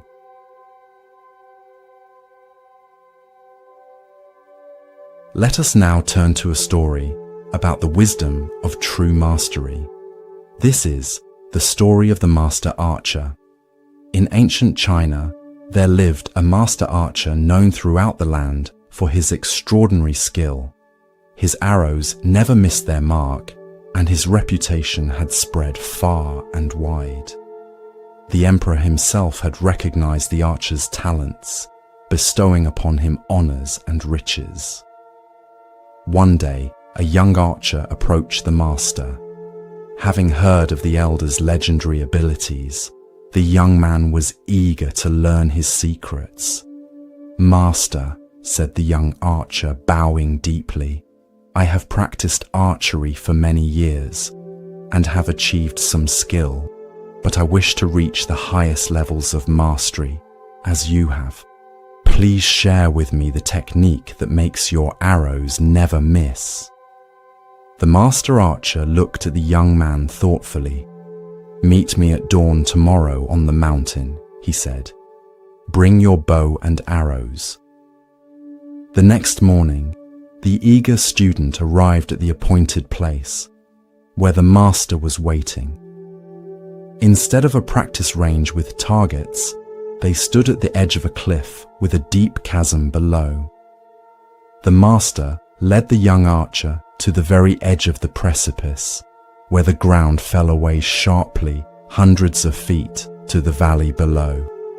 Standing at this precarious spot, the master took his position, drew his bow, and shot an arrow into the distance. Then he turned to the student and said, "Now you stand here and shoot." The young archer cautiously approached the edge. Looking down at the dizzying drop, he felt his heart race and his knees weaken. His hands began to tremble as he tried to nock an arrow. After several attempts, he stepped back from the edge. "I cannot shoot from here, master," he admitted. "The height makes me dizzy, and fear makes my hands unsteady. How can I hit a target when I am afraid of falling?" The master nodded and spoke gently. "This is the secret you seek. The difference between us is not in technique or strength. It is that when I shoot, there is only the arrow, the bow, and the target. There is no fear, no thought of success or failure, no awareness of being watched or praised. There is not even a self who is shooting. There is only the perfect unity of archer and target." He continued, "You miss your mark not because your skill is lacking, but because you are divided. Part of you shoots the arrow, while another part fears falling, hopes for success, worries about failure, and remains self-conscious. When you can shoot with your whole being, undivided by fear or desire, you will find the mastery you seek." The young archer bowed deeply, understanding that he had received a lesson far more valuable than any technique. He had been shown the true path to mastery, not just in archery, but in all of life. The Buddha taught, "Your work is to discover your world, and then with all your heart, give yourself to it." This teaching perfectly captures the essence of the master archer's wisdom. True mastery in any field comes not from technique alone, but from total presence and the dissolution of the separate self that creates division within us. Why do we struggle to achieve this state of undivided attention? Zen Buddhism identifies several factors that fragment our awareness. First is our habitual self-consciousness, the part of our mind that stands apart from experience, evaluating our performance, comparing ourselves to others, and seeking validation. This observing ego creates an artificial separation between ourselves and our actions. Second is our attachment to outcomes, our fixation on success or failure, praise or criticism, reward or punishment. When we shoot an arrow, literally or metaphorically, while obsessing about whether it will hit the target, we introduce tension and hesitation that interfere with natural performance. Third is our fear, the survival instinct that, while necessary in truly dangerous situations, often activates unnecessarily during ordinary challenges. The young archer's fear of falling represented all the ways we hold back from full commitment because of perceived risks to our safety, status, or self-image. In Japanese Zen, this state of complete absorption is called mushin, no mind, or zanmai, samadhi. It's a condition where the distinction between subject and object dissolves and action flows without the interference of self-conscious thought. Athletes call it being in the zone, artists know it as being carried by the work, and musicians experience it as becoming one with the music. The Buddha said, "Just as a solid rock is not shaken by the storm, even so, the wise are not affected by praise or blame." This steadiness comes not from rigidity, but from complete immersion in the present activity, undistracted by concerns about how others perceive us, or whether we measure up to some external standard. Zen practice cultivates this capacity through both formal meditation and mindful engagement with everyday activities. In Zazen, seated meditation, we practice letting go of thoughts, returning again and again to simple presence. In activities like archery, calligraphy, tea ceremony, or martial arts, we train in bringing this same quality of undivided attention to action.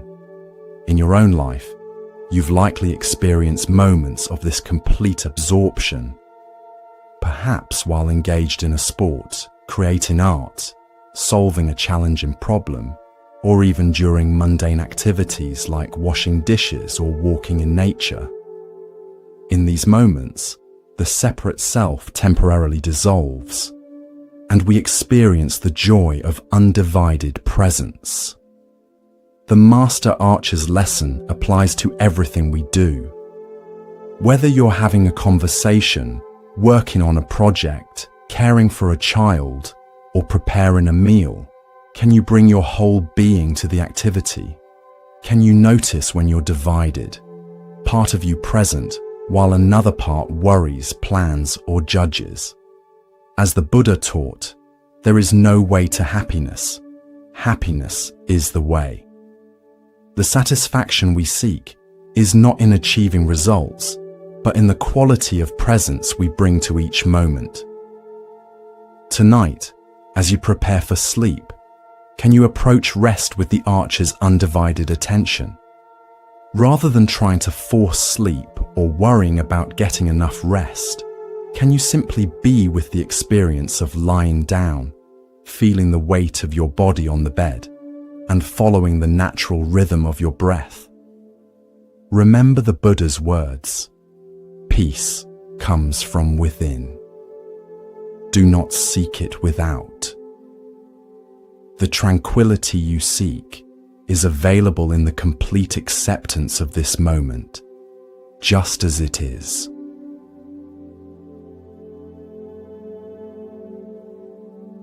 Let us now explore a story about finding solutions by approaching problems differently. This is the story of the Zen master and the heavy stone.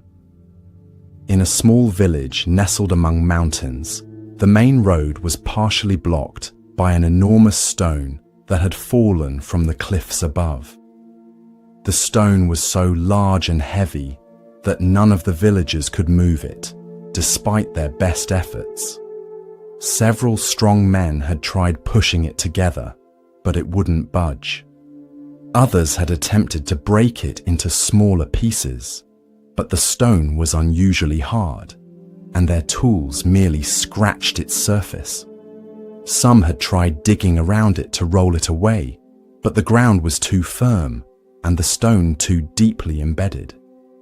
After many failed attempts, the villagers decided to seek help from a Zen master who lived in a monastery nearby. The master was known for his wisdom and creative solutions to difficult problems. When the villagers explained their predicament, The Zen master agreed to come see the stone. A crowd gathered as the elderly master slowly made his way to the obstacle. Everyone expected him to offer some profound technique or organize a better method for moving the heavy boulder. Upon reaching the stone, the master circled it slowly, examining it from all angles with great attention.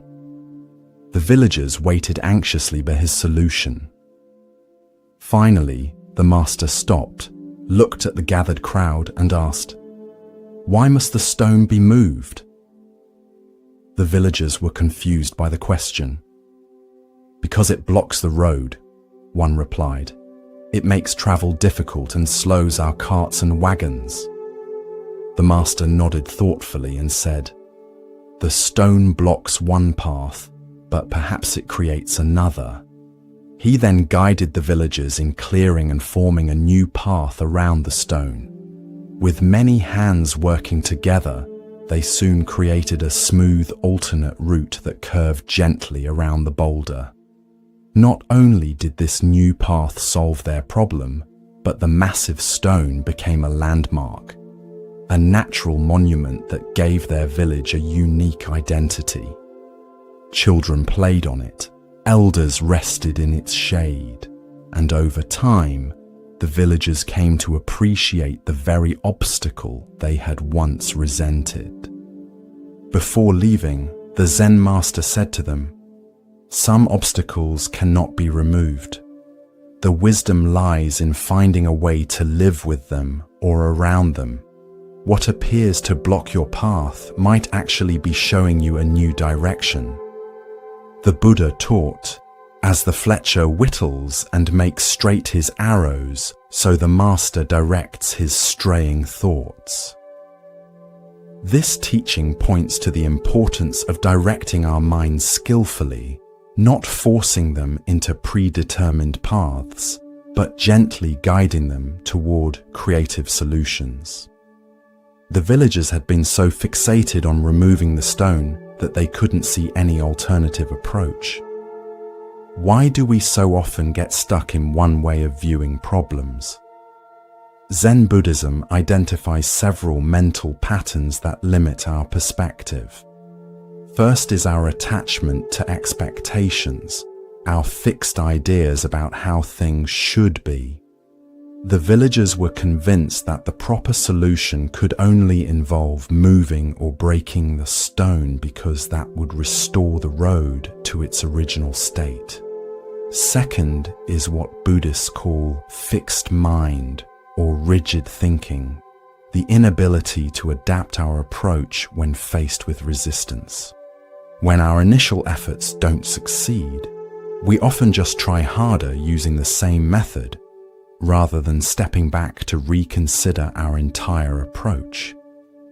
Third is our failure to question our assumptions. The villagers assumed that the problem was the stone itself, rather than their relationship to it. By reframing the situation, the stone isn't the problem, our need for a path is. The Zen master opened up new possibilities that were invisible from within the original framework. Zen practice cultivates mental flexibility through koans, paradoxical stories or questions that cannot be solved through conventional thinking. Famous koans like, "What is the sound of one hand clapping?" Or, "What was your original face before your parents were born?" deliberately short-circuit logical analysis, forcing the mind to operate in new ways.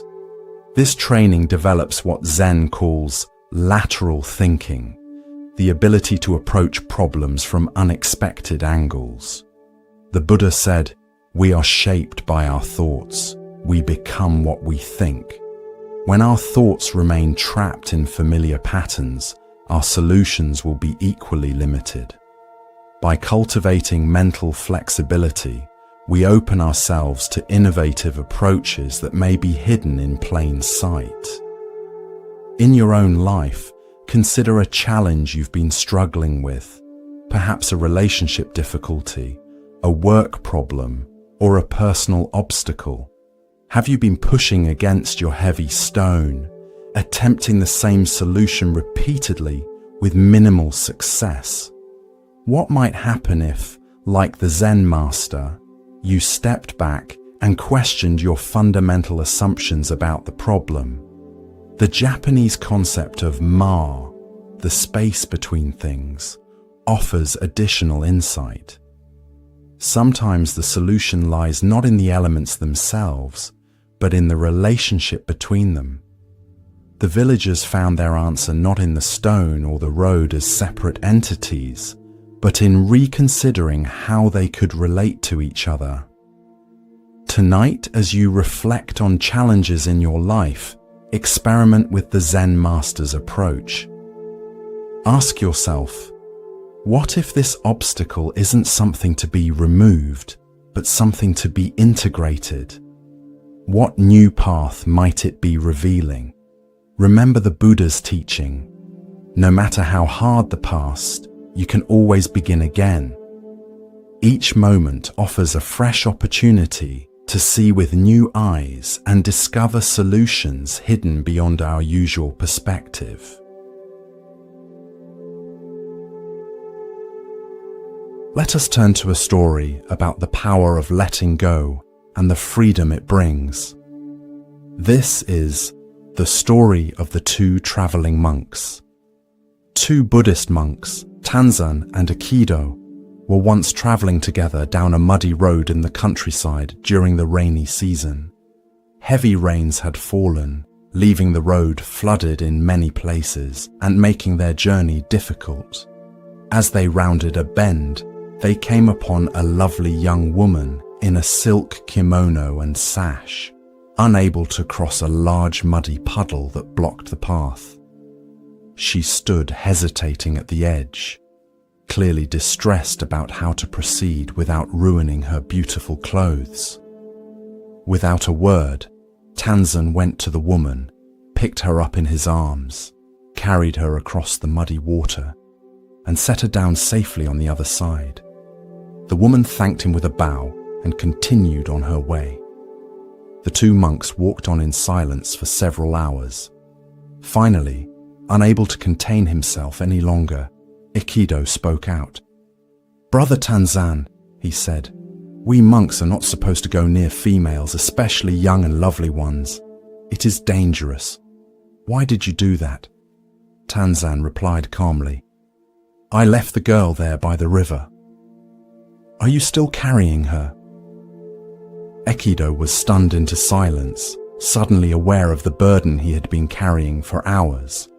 Not a physical woman, but the weight of judgment, concern, and mental agitation.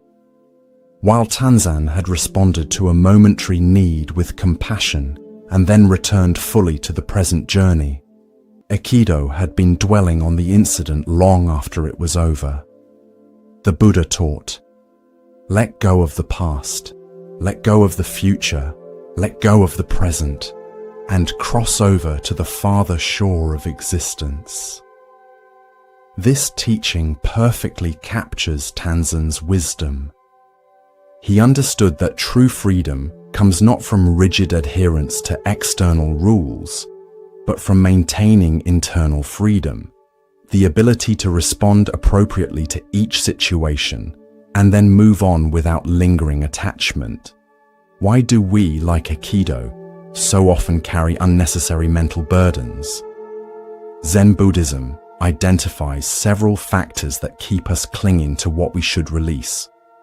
First is our tendency toward rumination, repeatedly thinking about past events we cannot change.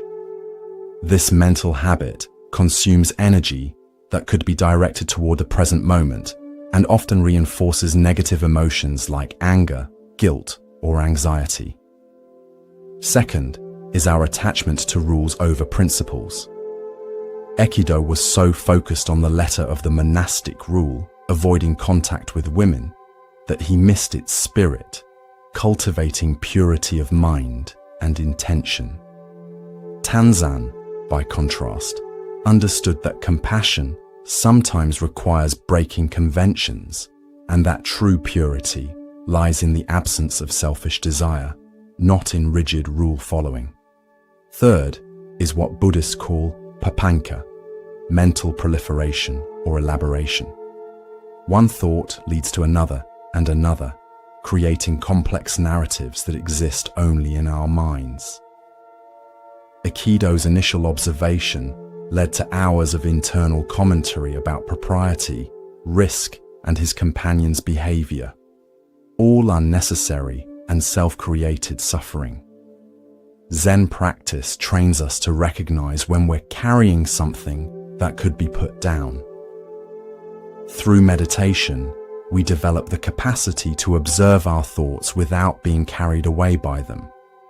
We learn to distinguish between helpful reflection and unhelpful rumination, and we cultivate the ability to return again and again to the simplicity and freedom of the present moment. The Buddha said, "In the end, only three things matter: how much you loved, how gently you lived, and how gracefully you let go of things not meant for you."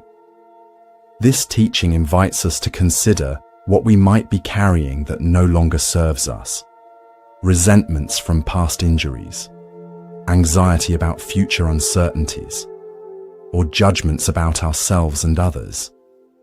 In Japanese Zen, there is a concept called sesshin, which literally means touching the mind-heart.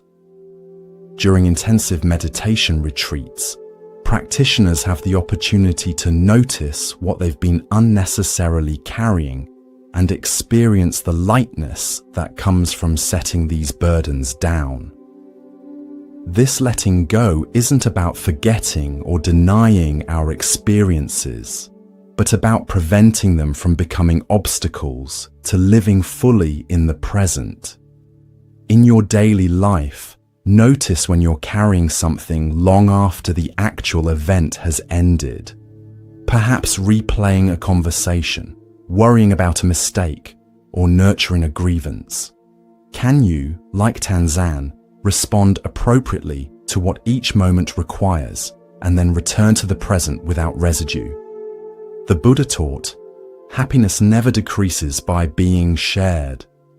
Similarly, our peace of mind never decreases by letting go of what no longer needs to be carried. Tonight, as you prepare for rest, experiment with setting down whatever mental burdens you've been carrying throughout the day. Imagine placing each concern, each unresolved situation, each judgment or worry gently on the ground beside you. They will still be there in the morning if you need to pick them up again, but for now, feel the lightness and spaciousness that comes from traveling unburdened, even if just for the night. Remember Tanzan's wisdom. True freedom lies not in avoiding life's muddy waters, but in crossing them when necessary, and then continuing on your way with an uncluttered heart.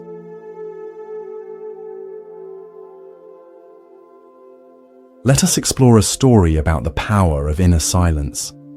This is The Cricket in the Temple. In a bustling Japanese city, a magnificent temple stood for centuries, its golden roof gleaming in the sun.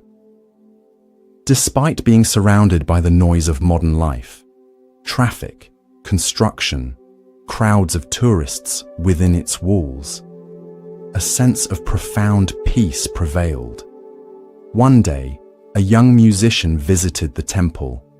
Having studied both music and meditation, he was curious about the quality of silence that seemed to permeate the sacred space. As he sat quietly in a corner of the main hall, he closed his eyes and focused on his hearing, trying to understand what made this silence so special.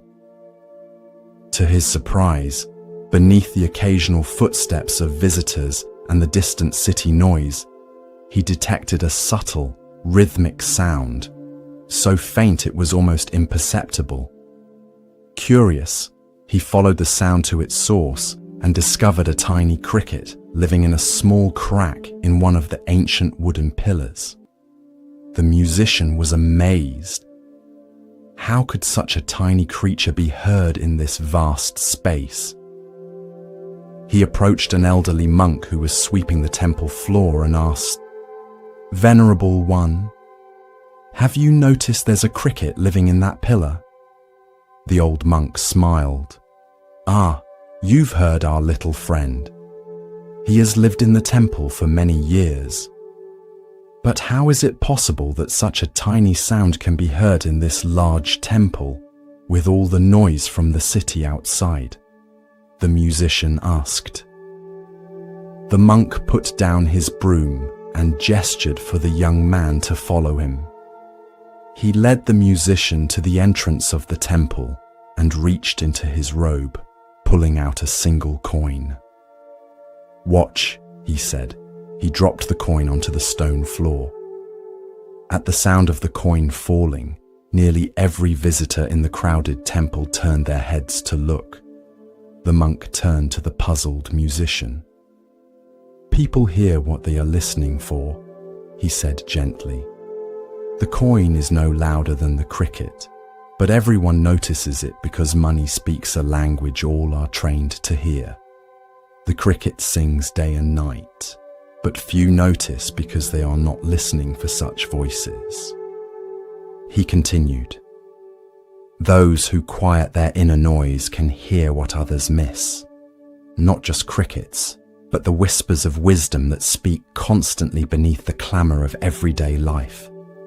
True silence is not the absence of sound, but the presence of attention." The young musician bowed deeply, understanding that he had received a teaching far more valuable than any musical technique. He had been shown the difference between hearing and listening, between external quiet and true inner silence. The Buddha taught, "He who is patient is the greatest warrior." This teaching relates profoundly to our capacity for inner silence. The greatest battles are often fought not against external enemies, but against our own internal noise. The constant chatter of thoughts, judgments, desires, and fears that drown out the subtle wisdom available in each moment. Why do we struggle to hear the crickets in our lives? Zen Buddhism points to several factors that create inner noise. First is our conditioning to value certain inputs over others. Just as everyone noticed the falling coin but few heard the cricket, we're trained to pay attention to dramatic events, loud voices, and urgent demands, while overlooking subtle experiences that might contain deeper truth. Second is what Zen calls monkey mind, the restless, agitated quality of consciousness that jumps constantly from thought to thought, rarely settling long enough to perceive what lies beneath surface appearances. This internal chatter creates a veil between us and direct experience, filtering reality through layers of concept and commentary. Third is our diminished capacity for wonder and presence. Children naturally notice crickets, ants, cloud patterns, and other subtle phenomena because they haven't yet learned to dismiss the seemingly insignificant. As adults, we often lose this capacity for direct, unfiltered perception, missing the extraordinary that hides within the ordinary. Zen practice cultivates what might be called active silence, not the absence of thought, but a quality of alert receptivity that allows us to perceive beyond our habitual patterns. Through meditation, we train ourselves to notice when we're caught in internal monologue and gently return to simple presence. This is not about suppressing thoughts, but about developing the capacity to hear what exists beneath and between them. The Buddha said, "All that we are is the result of what we have thought. The mind is everything. What we think, we become." When our minds are filled with constant noise, we become noisy ourselves, distracted, fragmented, and unable to access the deeper wisdom available in silence. In Japanese aesthetics, there is a concept called ma, the meaningful pause or empty space that gives form to the whole. In music, it's the silence between notes that creates rhythm. In conversation, it's the attentive pause that allows for deeper understanding. In life itself, it's the quiet moments of receptivity that often contain the most profound insights. The cricket in the temple represents all the subtle voices of wisdom speaking constantly beneath the surface of our awareness, the intuitions we ignore, the natural rhythms we override, the quiet warnings we dismiss, and the gentle beauty we overlook. When we cultivate inner silence, these voices become audible, offering guidance and insight unavailable to the noisy mind. Tonight, as you rest in the quiet of this moment, can you listen beyond your thoughts to the subtle crickets in your awareness? Perhaps you'll notice the rhythm of your breathing, sensations in your body you typically overlook, or intuitive wisdom about a situation in your life. As the Buddha taught, the quieter you become, the more you can hear. In cultivating this inner silence, we discover that the wisdom we seek has been speaking to us all along. We simply haven't been still enough to hear it.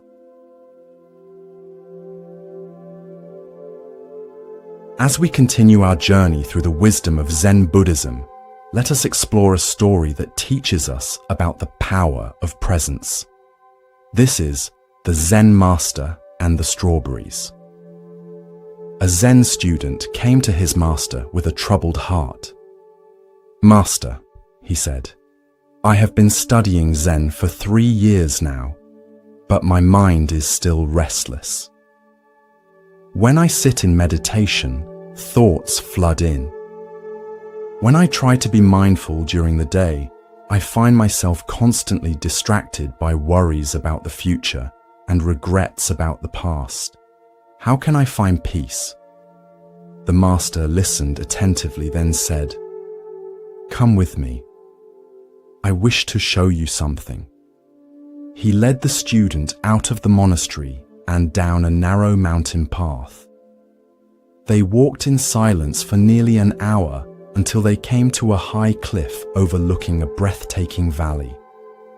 Far below, a river wound its way through forests and meadows, glittering in the afternoon sun.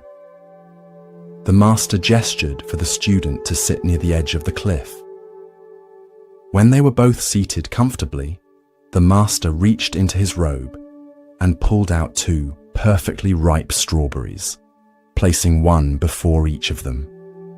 "Eat," said the master, picking up his strawberry.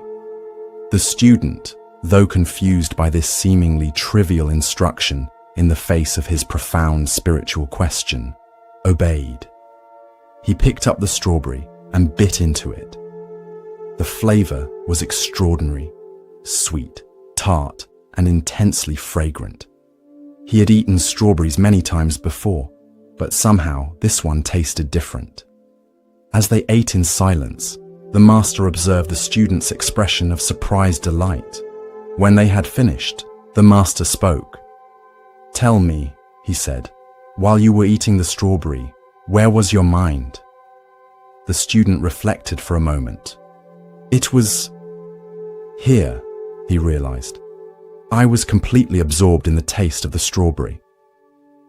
"And during those moments," the master continued, "were you troubled by thoughts of the past or future? Were you distracted by worries or regrets?" "No," the student said, understanding beginning to dawn. "There was only the strawberry." The master smiled. "This is the peace you seek. It is not found by eliminating thoughts or achieving some special state. It is found in complete presence with whatever is right in front of you, whether it's a strawberry, a breath, a task, or even a difficult emotion. When you are fully present, past and future cannot touch you. They exist only in thought, and when thought dissolves into pure experience, peace naturally emerges. But, the student protested, the strawberry was easy to be present with because it was pleasant. What about when I face something difficult or painful? An excellent question, nodded the master. The practice is the same, though indeed more challenging. Whether facing a strawberry or a snake, joy or sorrow, praise or blame, presence is always available. The nature of what you face changes, but the quality of awareness you bring to it need not change. This is the great freedom of Zen practice. The student bowed deeply, grateful for the teaching. From that day forward, he approached his practice differently. Rather than struggling to eliminate thoughts or achieve a peaceful state, he focused on bringing complete presence to each moment, each activity, each breath, finding, to his surprise, that the peace he had been seeking had been available all along in the most ordinary experiences of his life. The Buddha taught, "Do not dwell in the past, do not dream of the future, concentrate the mind on the present moment." This teaching points to the direct path to peace, not through escaping our current experience, but through fully inhabiting it. The strawberry represents any ordinary moment that, when met with complete presence, reveals itself as extraordinary. Why do we struggle so persistently with being present?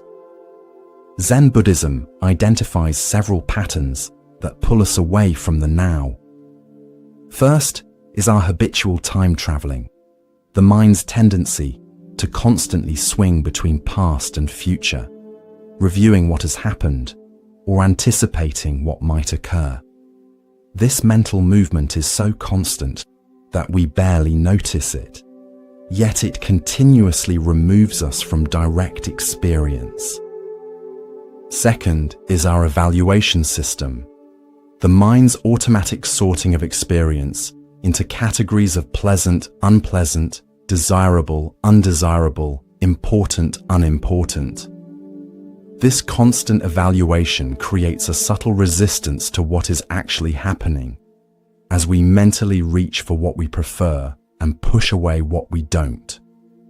Third is our search for special experiences, the belief that peace or happiness must come in a particular package with specific qualities that differ from our ordinary life.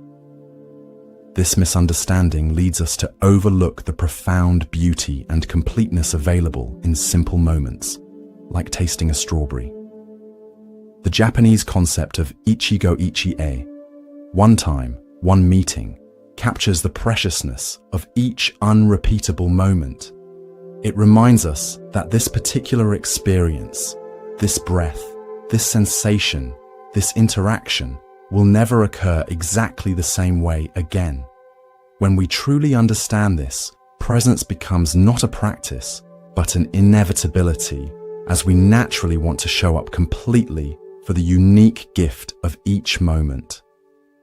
Zen practice trains this capacity for presence through both formal meditation and everyday activities. In Zazen, seated meditation, we repeatedly notice when the mind has wandered and gently return to the simplicity of breath and posture. In daily life, activities like walking, eating, cleaning, or working become opportunities to practice the same return to presence. The Buddha said, "The secret of health for both mind and body is not to mourn for the past, worry about the future, or anticipate troubles, but to live in the present moment wisely and earnestly." This wisdom reminds us that presence is not merely a spiritual practice, but the foundation of well-being in all dimensions of life. Tonight, as you rest, can you bring the quality of strawberry eating presence to the experience of preparing for sleep? Can you feel the weight and texture of your body against the bed, the rhythm of your breathing, the gradual relaxation of your muscles? As the Buddha taught, wherever you are, be there totally. In this complete presence lies the peace that has been available all along, waiting only for our full attention to reveal itself.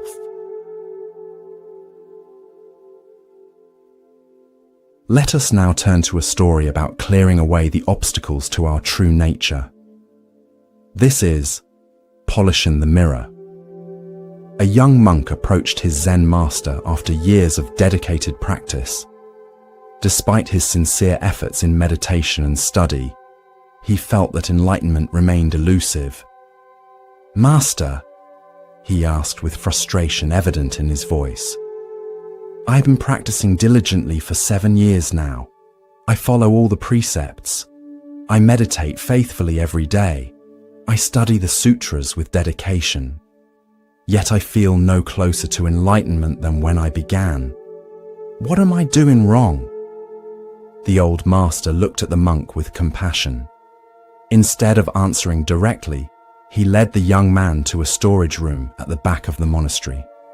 There, covered in dust and hidden behind piles of scrolls and ceremonial implements, sat an ancient mirror. Once beautiful and reflective, its surface was now completely obscured by years of dust, grime, and oxidation. "Do you see this mirror?" the master asked. "Yes," replied the monk, somewhat confused by the apparently irrelevant question. "Was this mirror created by the dust that covers it?" The monk frowned. "No, of course not. The mirror exists independent of the dust. The dust merely covers what is already there. And if someone wished to see their reflection in this mirror, what would they need to do?" The master continued. "They would need to clean it to remove the dust and polish the surface," the monk answered, beginning to sense where the teaching was leading. The master nodded and handed the young monk a soft cloth. "Please clean this mirror." Day after day, the monk worked on cleaning the ancient mirror. The accumulated grime of decades didn't yield easily. He tried different methods: water, oil, fine ash, special polishing compounds.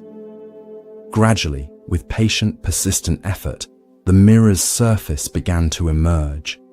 After many weeks of dedicated work, the mirror was completely restored, its surface now gleaming and perfectly reflective. When the work was complete, the master came to inspect it. Looking at the brilliantly polished mirror, he asked, "Did your efforts create the mirror's reflective nature?" "No," the monk replied. "The mirror always possessed the ability to reflect. My cleaning simply removed what was obscuring this inherent quality." "So it is with your Buddha nature," the master explained gently. "Enlightenment is not something you achieve or create through your practice. Your true nature, clear, luminous, and perfectly reflective of reality, has been present from the beginning. Your practice is not about adding something that's missing, but removing the obscurations that hide what has always been there." The master continued, "The dust represents your attachments, aversions, and delusions, all the mental patterns that cloud your inherent clarity. Meditation, precepts, and study are like the cloth you use to polish the mirror. They don't create enlightenment. They reveal what has always been your original face." With this understanding, the young monk's approach to practice transformed completely. Rather than striving to attain some idealized state, he now understood his work as a process of recognition and removal, recognizing the dust of conditioning as it appeared and gently cleaning it away to allow his inherent Buddha nature to shine forth naturally. The Buddha taught, "The mind is everything. What you think, you become." This teaching points to the powerful way our thoughts and mental patterns can either obscure or reveal our true nature. Like dust on a mirror, our conditioned patterns of thinking and perceiving cover the clear awareness that is our birthright. Why does the dust accumulate so persistently? Zen Buddhism identifies several factors that contribute to this obscuration. First is what Buddhists call ignorance, avidya, not a lack of intelligence, but a fundamental misunderstanding of our true nature. This basic confusion leads us to identify with the dust rather than the mirror beneath it. Second is our habitual self-reinforcing patterns. Each thought of separation, each emotional reaction, each act based on a limited self-concept adds another layer of dust to the mirror. These patterns build upon each other, creating what seems like an impenetrable coating over our natural clarity. Third is our cultural conditioning, which often emphasizes achievement, acquisition, and improvement rather than recognition, clearing, and allowing. We're taught that we must add something to ourselves to be complete, rather than removing what obscures our inherent completeness. The Japanese term sesshin literally means touching the mind-heart, which beautifully captures the practice of removing dust from the mirror. In touching our mind-heart directly, we contact what has always been present beneath the obscurations, our Buddha nature, our original face before our parents were born. Zen practice is fundamentally a cleaning process. Meditation trains us to recognize thoughts, emotions, and sensations as they arise without being carried away by them. Ethical precepts help us avoid creating more dust through harmful actions. Wisdom teachings point us back to our true nature, encouraging us to look beneath the surface of appearance to the clear mirror that reflects it all. The Buddha said, "What we are today comes from our thoughts of yesterday, and our present thoughts build our life of tomorrow. Our life is the creation of our mind." This teaching reminds us that the dust is not permanent. It can be cleaned away through aware attention to our present thoughts and actions. In your daily life, notice when the mirror of your awareness becomes clouded by stress, worry, judgment, or reactivity. Rather than fighting against these states or being consumed by them, can you recognize them as temporary dust on your inherent clarity? The Buddha taught, "Nothing is permanent. Everything is subject to change. Being is always becoming." This impermanence applies not only to external conditions, but to our internal states as well, including the dust that seems to obscure our clear nature.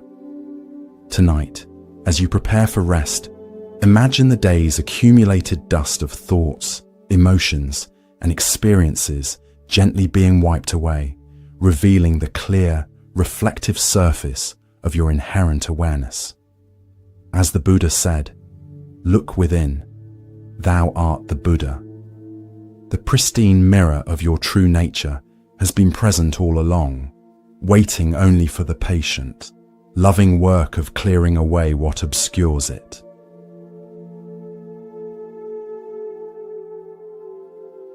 Let us now explore a story about simplicity and the direct path to understanding. This is Pointing at the Moon. One evening, a Zen master was walking with his disciple under a brilliant full moon. The night was clear, and the moonlight illuminated the garden path, creating patterns of silver light and deep shadow. As they walked in companionable silence, the master noticed the disciple was troubled, his brow furrowed in concentration. "What troubles you?" asked the master. "Master," replied the disciple, "I have been studying the sutras diligently, but the more I read, the more confused I become. One text seems to contradict another. Some emphasize rigorous practice, others sudden enlightenment. Some focus on compassion, others on wisdom. I can't unify all these teachings into a coherent understanding. The master listened attentively, then suddenly stopped walking and pointed to the full moon hanging in the night sky. "Look," he said simply. The disciple looked up at the moon, its perfect circle glowing against the darkness. "Tell me," said the master, "are you looking at my finger or at the moon?" "At the moon, of course," replied the disciple, somewhat confused by the question. "And did you need to analyze or study my finger in order to see the moon?" "No," said the disciple. "Your finger merely pointed the way." The master nodded. "The sutras, the teachings, the methods, these are all fingers pointing at the moon. They are not the moon itself.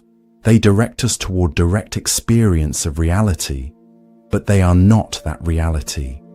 If you focus too much on the finger, analyzing it, comparing it to other fingers, debating its merits, you may entirely miss what it's pointing toward." The master continued walking, and after a few steps added, "The teachings may seem contradictory because they are addressing different people with different needs, or describing different aspects of the same reality, like many fingers pointing at the same moon from different angles. But the moon itself is not divided or contradictory. When you look directly at it, there is only moonlight, perfectly unified and complete." The disciple fell silent, contemplating this teaching. As they continued their walk, he found himself less preoccupied with intellectual understanding and more present with the direct experience of moonlight, the sound of crickets, and the feeling of the evening breeze. For the first time, he understood that the path to wisdom lay not in accumulating concepts, but in opening to the direct experience that the concepts were merely pointing toward.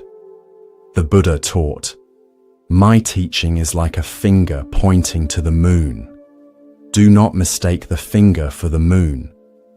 This profound instruction warns against the human tendency to become attached to spiritual teachings, rather than allowing them to guide us toward direct experience of reality. Why do we so readily confuse the finger for the moon? Zen Buddhism identifies several factors that lead to this common confusion. First is our deeply ingrained habit of conceptual thinking. From early childhood, we're trained to understand the world through concepts, categories, and abstractions. This conceptual overlay becomes so pervasive that we often mistake our mental maps for the territory they represent. Second is our cultural conditioning toward knowledge acquisition rather than experiential wisdom.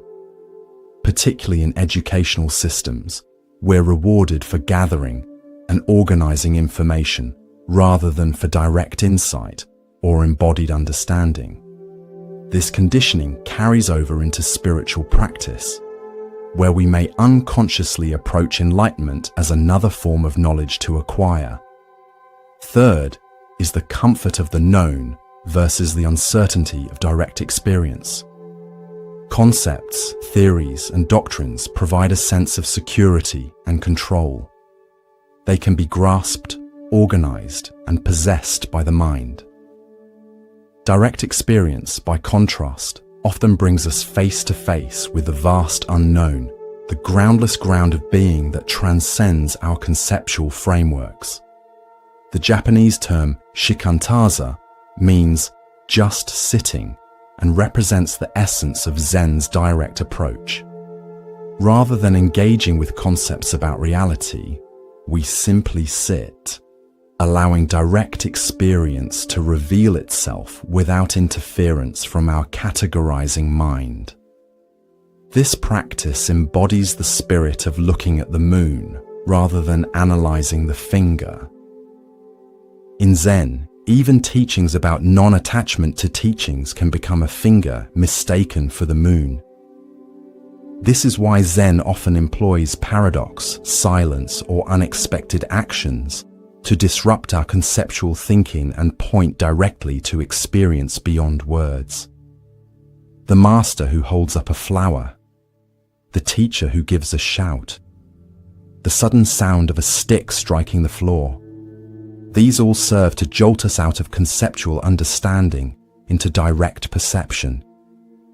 The Buddha said, "If you light a lamp for someone else, it will also brighten your path."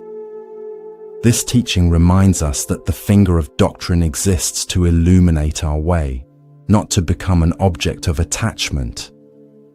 When we use teachings appropriately, as guides rather than goals, they naturally lead us toward the clarity they were designed to reveal.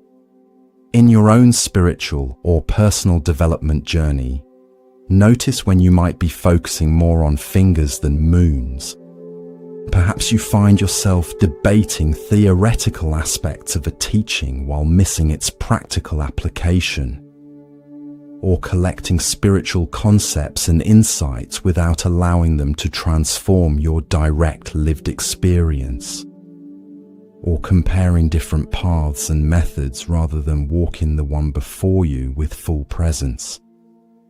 Tonight, as you rest in awareness, can you let go of all concepts about relaxation, sleep, or even these stories you're hearing? Can you move beyond the fingers of instruction to the moon of direct experience? As the Buddha taught, the whole path of mindfulness is this: whatever you are doing, be aware of it. This simple pointing is all we need if we look where it's directing us rather than fixating on the pointer itself.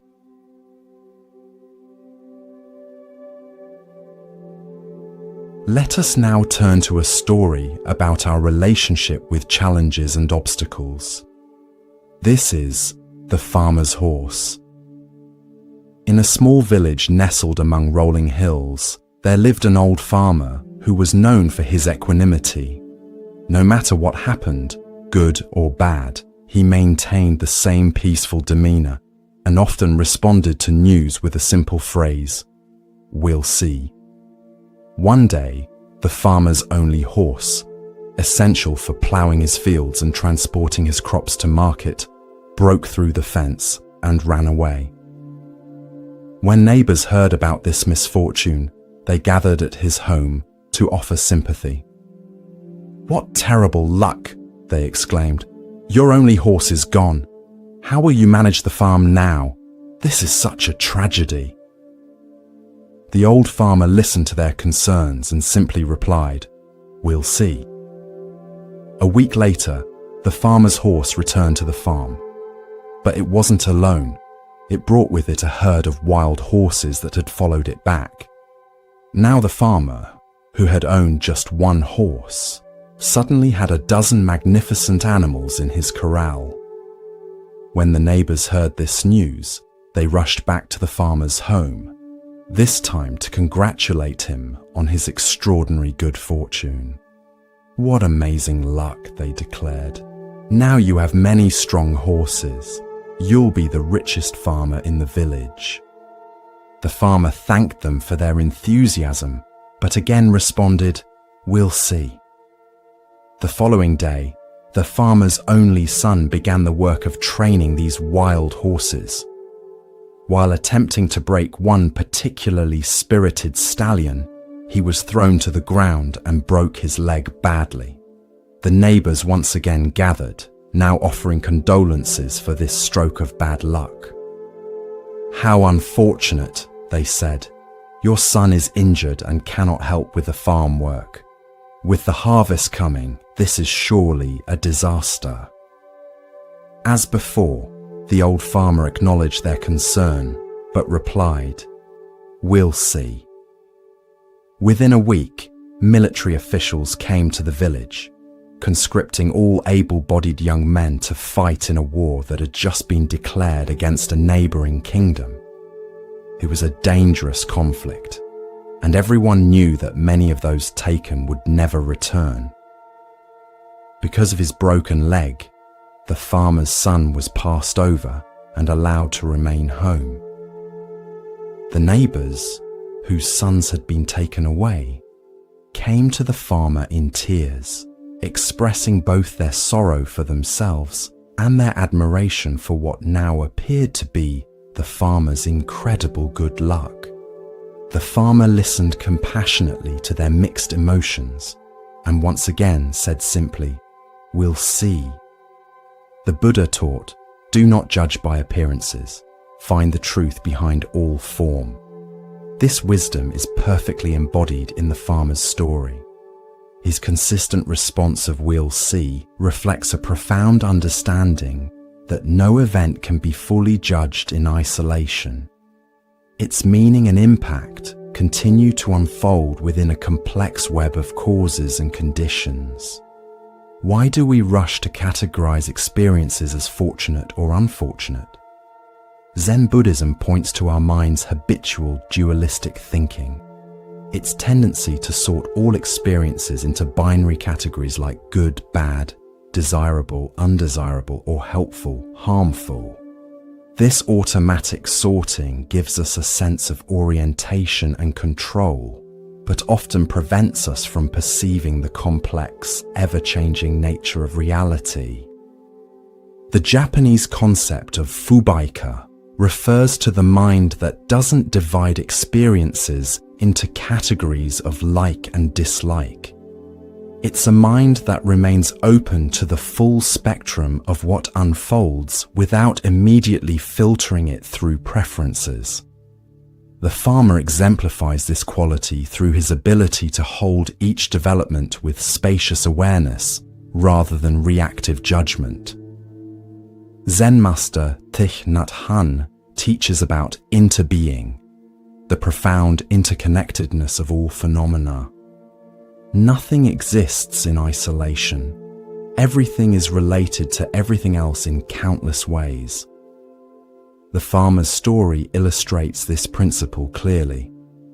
The unfortunate loss of his horse led to the fortunate acquisition of many horses, which led to the unfortunate injury of his son, which led to the fortunate avoidance of military service. Each event flowed into the next in an unbroken stream of causes and effects. The Buddha said, "If we could see the miracle of a single flower clearly, our whole life would change." This teaching points to the depth and complexity present in even the simplest phenomena. When we truly perceive without the filter of our hasty judgments, we recognize that nothing is as simple as it first appears. Each experience contains multiple dimensions and carries potential for developments we cannot foresee. Zen practice cultivates this capacity for suspended judgment through mindfulness of our automatic reactions. We train ourselves to notice when the mind quickly labels an experience as good or bad, desirable or undesirable. By creating space around these immediate reactions, we develop the farmer's ability to meet life with an open "we'll see" rather than closed certainty. In practical terms, this approach doesn't mean becoming passive or indifferent. The farmer still took appropriate action at each stage, searching for his lost horse, helping his son heal, adapting to changing circumstances. But he did so without the additional suffering that comes from premature judgment and emotional reactivity. The Buddha taught, as rain falls equally on the just and the unjust, do not burden your heart with judgments, but rain your kindness equally on all. This teaching extends the farmer's equanimity toward all experiences to our treatment of all beings. When we suspend our rush to judgment, we create space for compassion to arise naturally. Tonight, as you reflect on recent events in your life that you've categorized as fortunate or unfortunate, can you hold them with the farmer's will see perspective? Can you recognize that the full meaning and impact of these experiences are still unfolding? As the Buddha said, nothing is permanent. Everything is subject to change. Being is always becoming. In this understanding lies the wisdom to meet life's continuous unfolding with equanimity and grace.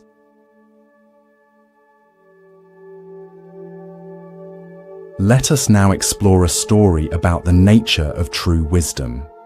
This is The Cup of Tea. A university professor, renowned for his scholarly knowledge of philosophy and religion, once visited a Zen master. The professor had studied Zen texts extensively and had written several academic papers on the subject. He was curious to meet a living master of the tradition, but was also eager to demonstrate his own understanding. When he arrived at the master's simple dwelling, the elderly Zen master welcomed him warmly and invited him to sit. Before beginning their discussion, the master suggested they have tea. The professor nodded, expecting that after the customary tea, he would have the opportunity to engage in a deep philosophical conversation. As the master prepared the tea with deliberate, mindful movements, the professor began expounding his understanding of Zen. He quoted various scriptures, analyzed different schools of thought, and compared Zen with other philosophical traditions. He spoke at length, demonstrating his extensive knowledge, while the master listened in silence. When the water was hot, the master placed a cup before the professor and began to pour the tea. The professor, still talking, paused briefly to acknowledge the tea and continued his discourse. The master poured until the cup was full, but then continued pouring. Tea spilled over the rim, across the table, and into the professor's lap. "Stop!" cried the professor, jumping up. "The cup is already full. No more will go in." The Zen master stopped pouring and looked directly at the professor. "Like this cup," he said, "you are full of your own opinions and speculations. How can I show you Zen unless you first empty your cup?" The professor was stunned into silence. In that moment, he realized that all his knowledge about Zen had become a barrier to understanding Zen itself. His cup was so full of concepts, theories, and second-hand information that there was no room for direct experience or fresh insight. Humbled, the professor bowed to the master. "I see now that I know nothing of Zen," he said. "Please teach me as if I were a beginner." The master smiled. "In the beginner's mind, there are many possibilities. In the expert's mind, there are few. Let us start with an empty cup." From that day forward, the professor approached his studies differently. Rather than accumulating more knowledge to fill his already overflowing cup, he practiced emptying it, setting aside his preconceptions, theories, and intellectual understanding to create space for direct experience and genuine wisdom. The Buddha taught, "In the beginner's mind, there are many possibilities, but in the expert's mind, there are few." This teaching points to the paradoxical nature of true wisdom. It often requires us to let go of what we think we know in order to discover what is true. The professor's journey from fullness to emptiness, from intellectual knowledge to receptive awareness, embodies this fundamental shift. Why do we so readily confuse information with wisdom? Zen Buddhism identifies several patterns that lead to this common misunderstanding. First is our cultural conditioning to value intellectual knowledge above other forms of knowing. From early education, we're trained to accumulate facts, theories, and concepts, often at the expense of developing intuitive, embodied, or experiential understanding. Second is the ego's attachment to knowing. Having definite opinions and extensive knowledge can become part of our identity, a way we establish our worth and place in the world. Admitting we don't know, emptying our cup, can feel threatening to this identity, creating resistance to the very vulnerability that permits genuine learning. Third is our discomfort with emptiness itself. Western cultures particularly tend to view emptiness as a lack, a deficiency to be filled. In Zen, however, emptiness, sunyata, is seen as fertile space, full of potential, like the empty cup that can now receive fresh tea. The Japanese term mushin, no mind, describes a state of readiness and receptivity that comes from letting go of fixed ideas and preconceptions. It doesn't mean being thoughtless, but rather holding thoughts lightly, without attachment, creating space for inspiration and insight to emerge naturally from emptiness. Zen practice cultivates this empty cup quality through various means. Meditation trains us to recognize when we're caught in concepts and to gently return to direct experience. Beginner's mind, Shoshin, invites us to approach each situation with fresh eyes, as if encountering it for the first time. And the tradition's emphasis on direct transmission beyond words points us toward understanding that cannot be contained in intellectual knowledge alone. The Buddha said, "To know and not to act is not yet to know." This teaching highlights the difference between intellectual understanding and embodied wisdom. True knowing transforms how we live, not just how we think. Until knowledge affects our actions and way of being, it remains mere information, tea that never actually enters the cup. In your own learning journey, notice when your cup might be too full to receive anything new. Perhaps you approach a conversation already knowing what the other person will say. Or you read a book filtering everything through your existing beliefs. Or you meet a challenge assuming you already understand it based on past experiences. These full cup moments prevent fresh insight and genuine growth. Tonight, as you rest in awareness, experiment with emptying your cup. Let go of what you think you know about relaxation, about yourself, about these teachings. Create space for direct experience to reveal itself beyond your concepts and expectations. As the Buddha taught, empty your boat of water. It will go lightly and swiftly. Similarly, when we empty our minds of fixed ideas and preconceptions, we move through life with greater ease, receptivity, and wisdom. Let us now turn to a story about perspective and the limitations of judgment. This is The Gate of Paradise. There once was a samurai warrior who was known throughout the land for his exceptional skill and unwavering dedication to the samurai code of honor.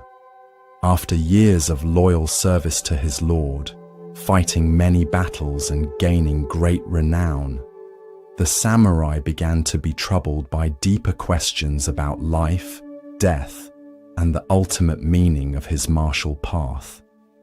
Having heard of a wise Zen master living in a remote mountain temple, the samurai decided to make the journey to seek answers to his questions. After many days of difficult travel, he finally arrived at the temple gate. The master, an elderly monk of small stature and simple appearance, came out to greet him. The samurai bowed slightly and introduced himself, listing his many accomplishments and titles with pride. Then he asked, "Master, I have come to inquire about heaven and hell. Can you tell me about these realms?" The Zen master looked up at the imposing warrior and suddenly burst into mocking laughter. "You call yourself a samurai," he said derisively. "Look at you. You're nothing but a posturing fool in a costume. What lord would want such a ridiculous figure guarding him? You'd better run along and stop wasting my time with your childish questions." Upon hearing these words, the samurai's face flushed with rage. His pride deeply wounded, he reached for his sword and drew it with lightning speed, raising it above his head to strike down the insolent monk. At that precise moment, with the blade poised in the air, the master looked calmly into the warrior's eyes and said softly, "That is the gate of hell." The samurai froze. In a flash of insight, he understood what the master had done, deliberately provoking him to demonstrate how quickly pride, anger, and violence could arise, creating a hell realm in his own mind. Humbled by this realization, the samurai slowly lowered his sword and sheathed it, bowing deeply to the master in gratitude for the profound teaching. As he straightened from his bow, the master looked at him with gentle eyes and said, "And that is the gate of paradise." In that moment, the samurai understood that heaven and hell were not distant realms to be entered after death, but states created by his own mind in each moment through his choices, reactions, and awareness. The Buddha taught, "What we are today comes from our thoughts of yesterday, and our present thoughts build our life of tomorrow. Our life is the creation of our mind." This teaching illuminates the central insight of the samurai's experience, that states of suffering and freedom are generated from within through our reactions to circumstances rather than imposed from without. Why do we so readily create our own hell realms? Zen Buddhism identifies several habitual patterns that lead to this creation. First is our reactivity, the almost automatic way we respond to triggers with fixed patterns of emotion and behavior. The samurai's instant shift from pride to rage exemplifies this reactivity, showing how quickly a perceived insult can generate intense suffering. Second is our identification with self-image, our attachment to how we see ourselves and how we believe others should see us. The samurai's self-concept as an honorable, respected warrior made him vulnerable to the master's deliberate provocation. When this image was threatened, hell appeared immediately in the form of violent rage. Third is our disconnect from awareness, the way we lose touch with our observing consciousness when overcome by strong emotions. In his anger, the samurai temporarily forgot his deeper questions and spiritual aspirations, becoming completely identified with his reactive self. The Japanese concept of Fudo-shin, immovable mind, describes a quality of equanimity that remains steady regardless of external provocations or circumstances. This is not rigid suppression of emotion, but rather a centered awareness that allows emotions to arise without being controlled by them. The samurai glimpsed this quality when he lowered his sword, stepping back from reactivity into conscious choice. Zen practice cultivates this awareness through various means. Meditation trains us to observe our reactions arising without immediately acting on them. Mindfulness in daily life helps us notice our triggers and patterns as they emerge. And teachings on non-self encourage us to hold our identities lightly, reducing the reactivity that comes from threatened self-image. The Buddha said, "You will not be punished for your anger. you will be punished by your anger. This teaching points to the self-created nature of our suffering. The hell realms we experience come not as punishment for our reactions, but as the direct experience of those reactions themselves. Similarly, our moments of paradise arise not as reward, but as the natural fruition of awareness, compassion, and presence. In your own life, notice the gates of hell and paradise as they appear in ordinary moments. Perhaps you react with irritation when someone drives too slowly in front of you, creating a mini hell realm of frustration and hostility. Or you respond with patience and understanding when a child makes a mistake, opening a gate to paradise through your compassion. These small, everyday choices accumulate to create the predominant climate of our minds. Tonight, as you transition towards sleep, notice if your mind begins to create any hell realms through worry, planning, or reviewing the day's frustrations. Can you recognize these as self-created states rather than objective realities? Can you gently lower your sword, as the samurai did, choosing awareness over reactivity?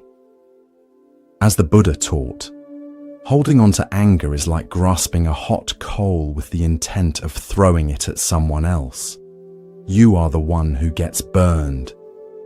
In releasing that coal, choosing the gate of paradise over the gate of hell, we discover that freedom is always available, just one conscious choice away.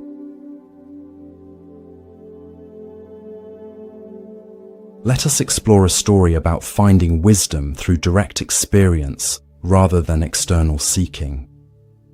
This is Ryokan's moon. In ancient Japan, there lived a Zen monk named Ryokan, who were known for his simple lifestyle and profound wisdom. He lived alone in a small hut on the mountainside, with few possessions and no luxuries. Yet despite this apparent poverty, his face always reflected a deep contentment and joy that many wealthier people envied. One evening, a thief broke into Ryokan's hut, only to find there was nothing of value to steal. Ryokan was meditating in the corner and heard the intruder searching through his few belongings. Recognizing what was happening, Ryokan spoke gently without turning around. "You have come a long way to visit me," he said, "and you should not return empty-handed. Please take my clothes as a gift." The thief was startled by this unexpected response, but took the monk's tattered robe and quickly fled the hut, confused by the strange encounter. Ryokan sat naked, watching through the window as the thief disappeared into the night. Looking up at the full moon illuminating the landscape, he sighed and said softly, "Poor fellow. I wish I could have given him this beautiful moon." This simple story reveals a profound truth about the nature of true wealth and the source of genuine happiness. While the thief sought material treasures, Ryokan had discovered something far more valuable: the capacity to appreciate the beauty of the moon, the richness of the present moment, and the freedom that comes from non-attachment to possessions. The Buddha taught, "Let us rise up and be thankful, for if we didn't learn a lot today, at least we learned a little. And if we didn't learn a little, at least we didn't get sick. And if we got sick, at least we didn't die. So, let us all be thankful." This teaching reflects Ryokan's perspective, finding contentment not in external acquisitions, but in the appreciation of what is already present and available. Why do we so often search for happiness in the wrong places? Zen Buddhism identifies several factors that lead us astray in our pursuit of fulfillment. First is our conditioning toward acquisition, the belief that accumulating more possessions, experiences, status, or achievements will lead to lasting satisfaction. This belief, reinforced by consumer culture, keeps us endlessly seeking outward instead of discovering the richness available within. Second is our failure to distinguish between pleasure and happiness. Pleasure comes from obtaining what we desire, but it's inevitably temporary and often followed by renewed craving. True happiness, by contrast, arises from our relationship to what is already present, our capacity to appreciate, engage, and find meaning regardless of external circumstances. Third is our overlooking of ordinary wonders. Like the thief who couldn't see the moon's beauty, we often miss the extraordinary gifts freely available in each moment. The miracle of breath, the beauty of nature, the warmth of connection, the capacity for awareness itself. Blinded by our fixation on what's lacking, we fail to notice the abundance that surrounds us. The Japanese concept of wabi-sabi embodies Ryokan's perspective, finding beauty in simplicity, imperfection, and natural processes rather than luxury, flawlessness, or permanence. This aesthetic values the weathered, the authentic, and the humble over the polished, impressive, or extravagant. Ryokan's simple hut, though lacking material treasures, was rich in wabi-sabi, the profound beauty that reveals itself only to the spacious, appreciative mind. Zen practice cultivates this capacity for appreciation through mindfulness of ordinary experiences. Activities like mindful walking, eating, or listening train us to fully receive the richness of simple moments.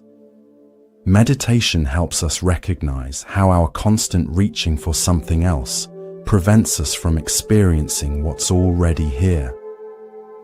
And the tradition's emphasis on simplicity creates space for deepening appreciation rather than constant acquisition. The Buddha said, "Health is the greatest gift, contentment is the greatest wealth, faithfulness is the best relationship." This teaching points to the true sources of well-being, not external possessions, but internal qualities of mind and heart. Ryokan embodied this understanding, finding wealth not in material goods, but in his appreciation of the moon, his generous spirit, and his freedom from attachment. In your own life, notice when you fall into the thief's pattern of overlooking freely available treasures while searching for something else. Perhaps you scroll through social media feeling dissatisfied when the beauty of the present moment goes unnoticed, or you focus on what's missing in a relationship rather than appreciating what's being offered, or you postpone happiness until some future achievement while missing opportunities for joy right now. Tonight, as you rest in awareness, can you adopt Ryokan's perspective? Can you recognize the moon in your own life, the beauty, wonder, and richness that need no acquiring because they're already present? As the Buddha taught, the way is not in the sky, the way is in the heart. The contentment we seek is not found in what we can obtain, but in our capacity to appreciate what is freely given in each moment.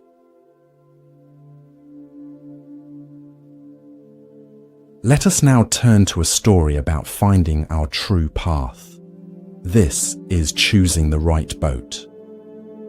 A young seeker once traveled to a riverside monastery known for its wise Zen masters. Having studied multiple spiritual traditions and practices, he found himself confused about which path to follow. Each teaching seemed to contradict the others, and the variety of methods left him paralyzed with indecision. When he arrived at the monastery, he was greeted by an elderly master who listened patiently to his dilemma. "Master," the young man said, "I have studied yoga, practiced various forms of meditation, read the sutras, explored rituals and ceremonies, and even delved into esoteric practices. Each tradition claims to be the true path to enlightenment, yet they point in different directions. How can I know which is the right path for me? How can I be sure I'm not wasting my time or following a false teaching?" The master smiled and led the young man down to the riverbank. Several boats were moored there: fishing boats, transport vessels, small rowboats, and elegant crafts with sails. "Tell me," said the master, gesturing to the boats, "which of these is the right boat?" The seeker looked confused. "The right boat for what, master?" "Exactly," the master nodded. "Without knowing your destination, how can you choose the proper vessel? Some boats are designed for fishing, others for carrying cargo, others for speed, others for navigating shallow waters. None is inherently right or wrong. Each has its purpose." The master continued, "So it is with spiritual practices. The question is not which path is universally right, but which serves your particular journey. Where are you trying to go? What obstacles do you face? What is your temperament? The answers to these questions will guide your choice of vessel." "But," the seeker objected, "surely some spiritual paths must be superior to others. Some must lead to greater truth." "Let me ask you this," replied the master. "Is a fishing boat superior to a passenger ferry? Or is a sailboat better than a rowboat? Each serves its purpose according to conditions and needs." The master picked up a small stone and tossed it into the river. "All these boats share one essential purpose: to cross the water without sinking. Similarly, all genuine spiritual paths, despite their differences in method and emphasis, share a common aim: to free us from suffering and illusion, to awaken us to our true nature. The outer forms may differ greatly, but the inner essence converges." "How then do I choose?" asked the young man. "By knowing yourself," the master answered. "Observe which teachings resonate deeply with you, which practices bear fruit in your life, which traditions feel like coming home. Trust your direct experience over abstract arguments. And remember that the boat is not the destination. It is a vehicle to carry you across. Once you reach the other shore, you won't need to carry the boat on your back." The seeker was silent for a time, taking in these words. Finally, he bowed to the master, understanding that his quest was not for the universally right path, but for the path that would serve his particular journey across the waters of life.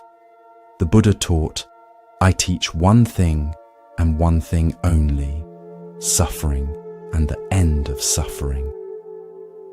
This teaching points to the pragmatic heart of spiritual practice, its effectiveness in liberating us from unnecessary anguish and awakening us to greater freedom and compassion.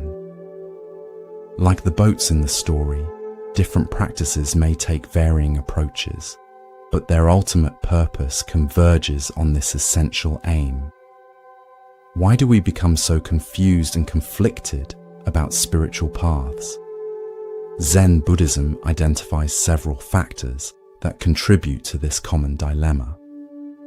First is our tendency toward dualistic thinking, the habit of sorting complex realities into binary categories of right, wrong, true, false, or superior, inferior. This either-or framework fails to honor the plurality of effective approaches to awakening.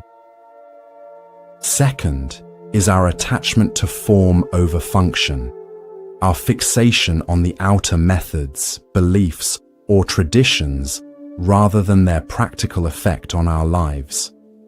We may argue passionately about doctrinal differences, while overlooking whether a practice actually reduces our suffering and increases our wisdom and compassion. Third is our pursuit of certainty, our desire for absolute guarantees before committing to a path. This search for perfect certainty can prevent us from fully engaging with any practice long enough to experience its transformative potential. The Japanese concept of jiriki and tariki, self-power and other power, represents two fundamentally different approaches to spiritual practice, one emphasizing personal effort and discipline, the other surrendering to a power beyond the individual self. Rather than seeing these as contradictory, Zen wisdom recognizes that different temperaments and conditions may call for different approaches, or even a balance of both. Zen practice itself embodies this pragmatic spirit through its emphasis on direct experience rather than doctrine. If you meet the Buddha on the road, kill him, is a famous Zen saying that warns against attachment to any fixed concept or authority, even the Buddha himself. True Dharma is found not in allegiance to external teachings, but in the direct realization of our own Buddha nature. The Buddha said, "Believe nothing, no matter where you read it or who said it, unless it agrees with your own reason and common sense." This teaching encourages us to test spiritual claims against our direct experience, rather than accepting them based on authority alone. Like choosing the right boat for our journey, selecting spiritual practices involves discerning what actually serves our particular needs and conditions. In your own spiritual or personal development journey, notice if you've been caught in confusion similar to the young seekers. Perhaps you've felt overwhelmed by conflicting spiritual teachings or personal growth methods, or you've worried about finding the one true path among many options. Or you've been reluctant to commit to a practice for fear of choosing the wrong one. Tonight, as you rest in awareness, can you connect with the wisdom of the boat metaphor? Can you sense which practices, teachings, or approaches have actually helped you cross the waters of confusion toward greater clarity and peace? As the Buddha taught, the whole path of mindfulness is this: whatever you are doing, be aware of it. This simple instruction reminds us that the most important quality of any spiritual approach is its capacity to awaken us to the present moment, the only place where genuine transformation can occur.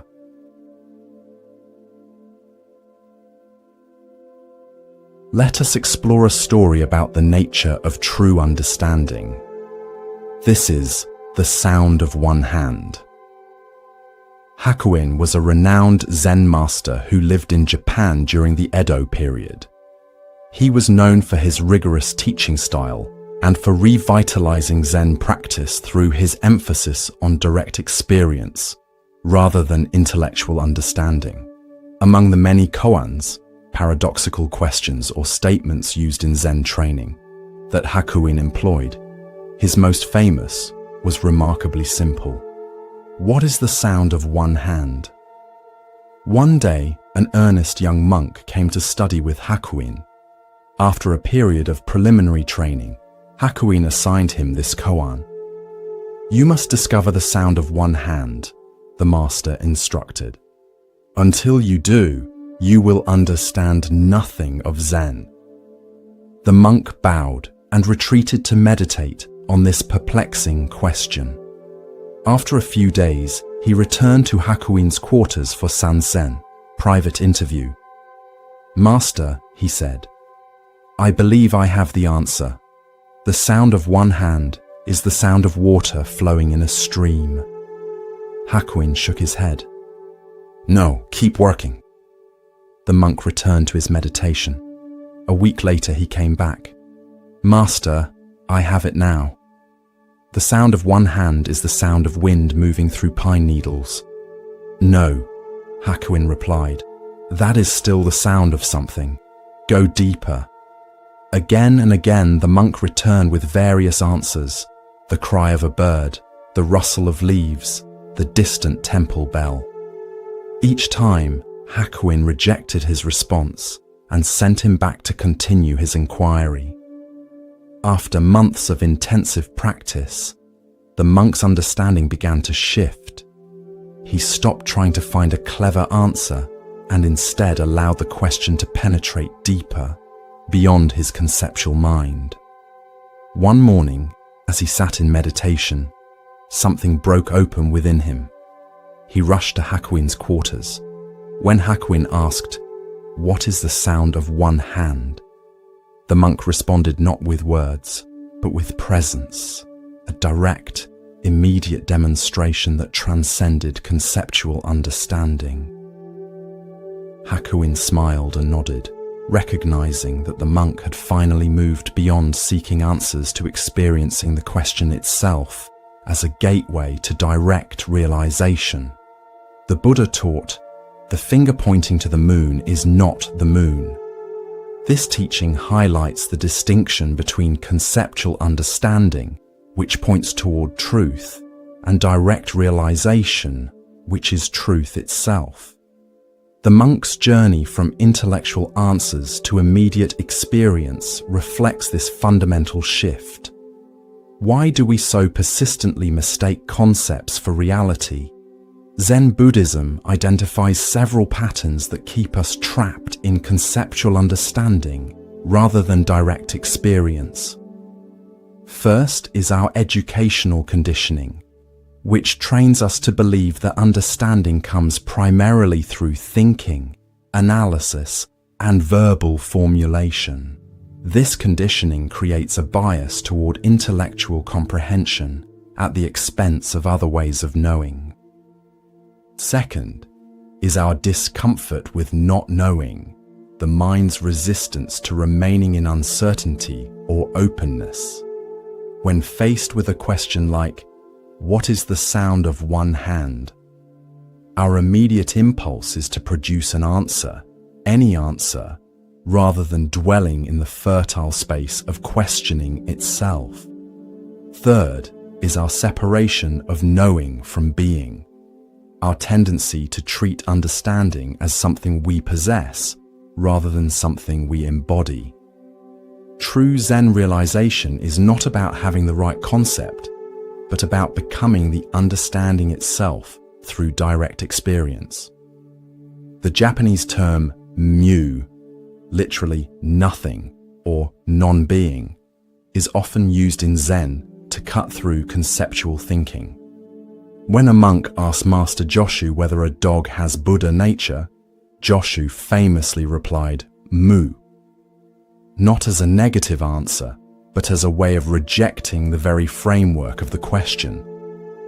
This use of mu exemplifies Zen's approach to transcending dualistic thinking through direct pointing. Koans like "the sound of one hand" are not philosophical puzzles to be solved, but devices for exhausting the conceptual mind and opening a doorway to direct experience. They deliberately challenge logical thinking, creating conditions where intellectual understanding must give way to a different mode of knowing. The Buddha said, "As a solid rock is not shaken by the wind, so the wise are not shaken by praise or blame." This steadiness comes not from conceptual understanding, but from direct realization, a knowing so complete that it transforms the knower. While concepts can be easily shaken by counter-arguments, direct experience has a solidity that transcends logical debate. In your own life, notice the difference between conceptual knowledge and embodied understanding. Perhaps you know intellectually that life is impermanent, but this knowledge remains abstract until you experience the death of someone close to you. Or you understand the concept of mindfulness, But this understanding differs fundamentally from the direct experience of present moment awareness. Tonight, as you rest in awareness, can you allow yourself to move beyond concepts about relaxation or sleep into direct experience itself? Can you let go of what you think should happen and simply be with what is happening? As the Buddha taught, don't just do something, sit there. This instruction, which reverses our usual impulse toward activity, invites us into the direct experience that lies beyond our busy conceptualizing mind.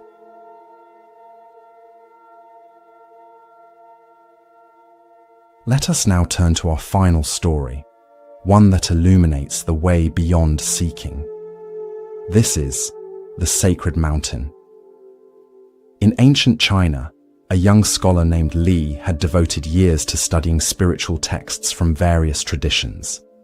He had read countless sutras, memorized sacred verses, and debated with learned masters. Despite his extensive knowledge, he felt that something essential was missing, a direct experience of the truth these teachings pointed toward. Having heard that a great Zen master lived as a hermit on a sacred mountain, Li decided to make the difficult journey to seek the master's guidance. After many days of arduous travel through forests and up steep slopes, he finally reached the simple hut where the master lived. The old master welcomed him warmly and invited him to rest from his journey. After they had shared a simple meal, Li explained the purpose of his visit.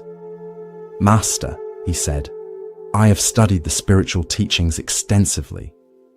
I know the doctrines and philosophies, but I feel I am missing the essence. I have come to ask, what is the ultimate truth? What is the final goal of all spiritual seeking? What is enlightenment?" The master looked at him with kind eyes and said, "Before I answer, would you like some tea?" Li nodded, and the master rose to prepare it. While the water was heating, the master asked, "Tell me, what did you notice as you climbed the mountain to reach my hut?" Li thought for a moment. "Well, the path was steep and difficult. There were many rocks and roots that made climbing challenging. Sometimes I had to rest to catch my breath." "And did you notice anything else?" the master inquired. "There were beautiful pine trees and colorful wildflowers along the way," Li added. "At one point I crossed a stream with incredibly clear water, and occasionally there were gaps in the trees that revealed breathtaking views of the valleys below." "I see," said the master, pouring the tea. "And now that you are here, what do you expect to find?" Li hesitated. "I'm not sure exactly. Some profound teaching or experience that will finally make everything clear. The ultimate truth that all the texts point toward, but never quite reveal." The master handed Li a cup of tea and sat down beside him at the entrance to the hut. From this vantage point, they could see the magnificent landscape, mountains rising in the distance, clouds drifting across the vast sky, birds soaring on thermal currents. After they had sipped their tea in silence for some time, the master spoke. "The ultimate truth you seek was present in every step of your journey, in the effort of your climbing, in the beauty you observed, in the challenges you faced. It is here now in this cup of tea, in the mountains before us, in the space of awareness in which all these experiences arise." He continued, "There is nothing to attain beyond what is already present. Enlightenment is not some special state separate from your ordinary experience. It is seeing the extraordinary within the ordinary, recognizing the sacred nature of each moment." The master gestured toward the panorama before them. "This mountain you call sacred is no more sacred than the ground where your home stands. These trees are no more special than those growing in your village. This moment is no different in its essential nature from every other moment of your life. Lee looked confused. Then why did I need to make this difficult journey? Why do we study and practice at all? The master smiled. The journey was necessary not because the truth is hidden on this mountain, but because you believed it was. Sometimes we must exhaust our seeking before we can recognize what has never been absent. The spiritual path is not about finding what is missing, but about seeing what is already here. As they continued to sit in the quiet beauty of the mountain evening, Lee began to understand. The truth he had been seeking was not hidden in esoteric teachings or special experiences, but in the direct, unfiltered encounter with life itself, just as it is in all its ordinary marvel. The Buddha taught, if we could see the miracle of a single flower clearly, our whole life would change. This teaching points to the radical shift in perception that occurs when we stop overlooking the ordinary and recognize the profound nature of what is already present. Lee's journey up the sacred mountain represents our common belief that truth is elsewhere, requiring special circumstances or experiences to access. Why do we persistently believe that what we seek is somewhere else? Zen Buddhism identifies several patterns that maintain this illusion. First is our tendency toward idealization, our creation of perfect mental images of enlightenment, peace, or fulfillment that we then compare unfavorably with our present experience. This comparison guarantees dissatisfaction with what is already here. Second is what Buddhists call spiritual bypassing, using spiritual ideas or practices to avoid direct engagement with the messy, challenging aspects of ordinary life. By placing truth on a distant mountain, we create a convenient excuse for not finding it in our everyday circumstances. Third is our culturally reinforced habit of postponement, the belief that fulfillment is always in the future, after we achieve something, acquire something, or become something. This habit prevents us from recognizing the completeness available in the present moment. The Japanese concept of shikantaza, just sitting, embodies the spirit of the master's teaching. This practice involves sitting without any goal or object of focus, neither seeking special experiences nor rejecting ordinary ones. It's a radical affirmation that this moment, exactly as it is, contains everything needed for awakening. Zen Master Dogen wrote, "If you cannot find the truth right where you are, where else do you expect to find it?" This teaching challenges our assumption that truth, peace, or enlightenment exists somewhere other than here, in a time other than now, or in an experience other than this. Like Lee climbing the sacred mountain, we exhaust ourselves seeking elsewhere what has never been absent. The Buddha said, "It is in the nature of things that joy arises in a person free from remorse." This teaching points to the natural emergence of well-being when we stop creating division between where we are and where we think we should be. The cessation of seeking doesn't leave emptiness, but reveals the fullness that seeking obscured. In your own life, notice when you fall into the pattern of believing that what you seek is elsewhere. Perhaps you think peace will come after you resolve a particular problem, or that connection will feel more genuine with different people, or that life will finally be complete when certain conditions are met. Each of these beliefs creates a subtle rejection of the present, overlooking the sacred mountain where you already stand. Tonight, as we complete our journey through these stories, can you recognize that the peace you seek through listening is not separate from your present awareness? Can you feel how the wisdom in these tales is not distant, but immediately available in your direct experience? As the Buddha taught, peace comes from within. Do not seek it without. The ultimate truth is not hidden on a sacred mountain or in ancient texts, but in the miracle of ordinary awareness, the silent witness that has been present throughout our entire journey together. As we draw our time together to a close, let us reflect on the journey we've taken through these ancient stories of wisdom. Each tale has offered a unique facet of understanding, yet all point to the same essential truth, that peace, clarity, and awakening are available here and now, not in some distant future or special circumstance. The empty boat taught us to recognize when we're filling situations with assumed intentions. The monk and the tiger showed us how to find joy in the present moment despite challenges. The two arrows revealed how we can avoid adding suffering to inevitable pain. The mustard seed helped us understand the universal nature of loss and impermanence. The farmer and the horse demonstrated the wisdom of suspending judgment about life's changing circumstances.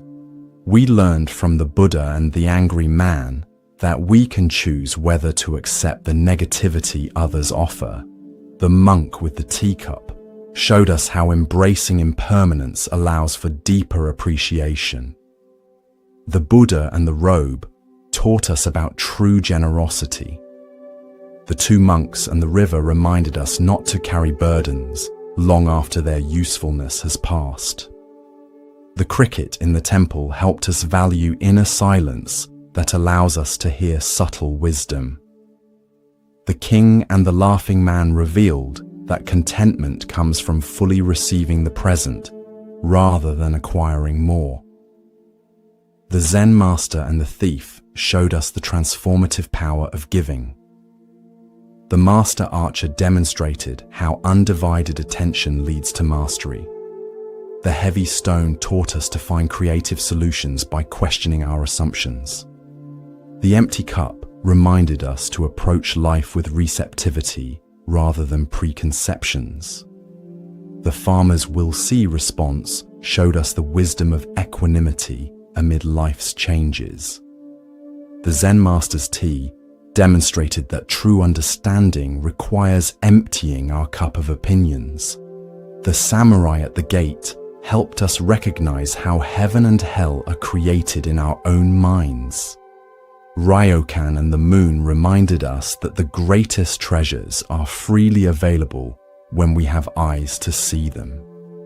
The right boat taught us to choose practices that serve our particular journey. The sound of one hand revealed the difference between intellectual understanding and direct realization. And the sacred mountain showed us that what we seek through spiritual practice is never absent from our ordinary experience. The Buddha taught, these three things cannot remain hidden: the sun, the moon, and the truth. As you continue on your own path, may the truths illuminated in these stories remain with you, not as concepts to remember, but as invitations to experience life with greater presence, compassion, and wisdom. Thank you for sharing this journey.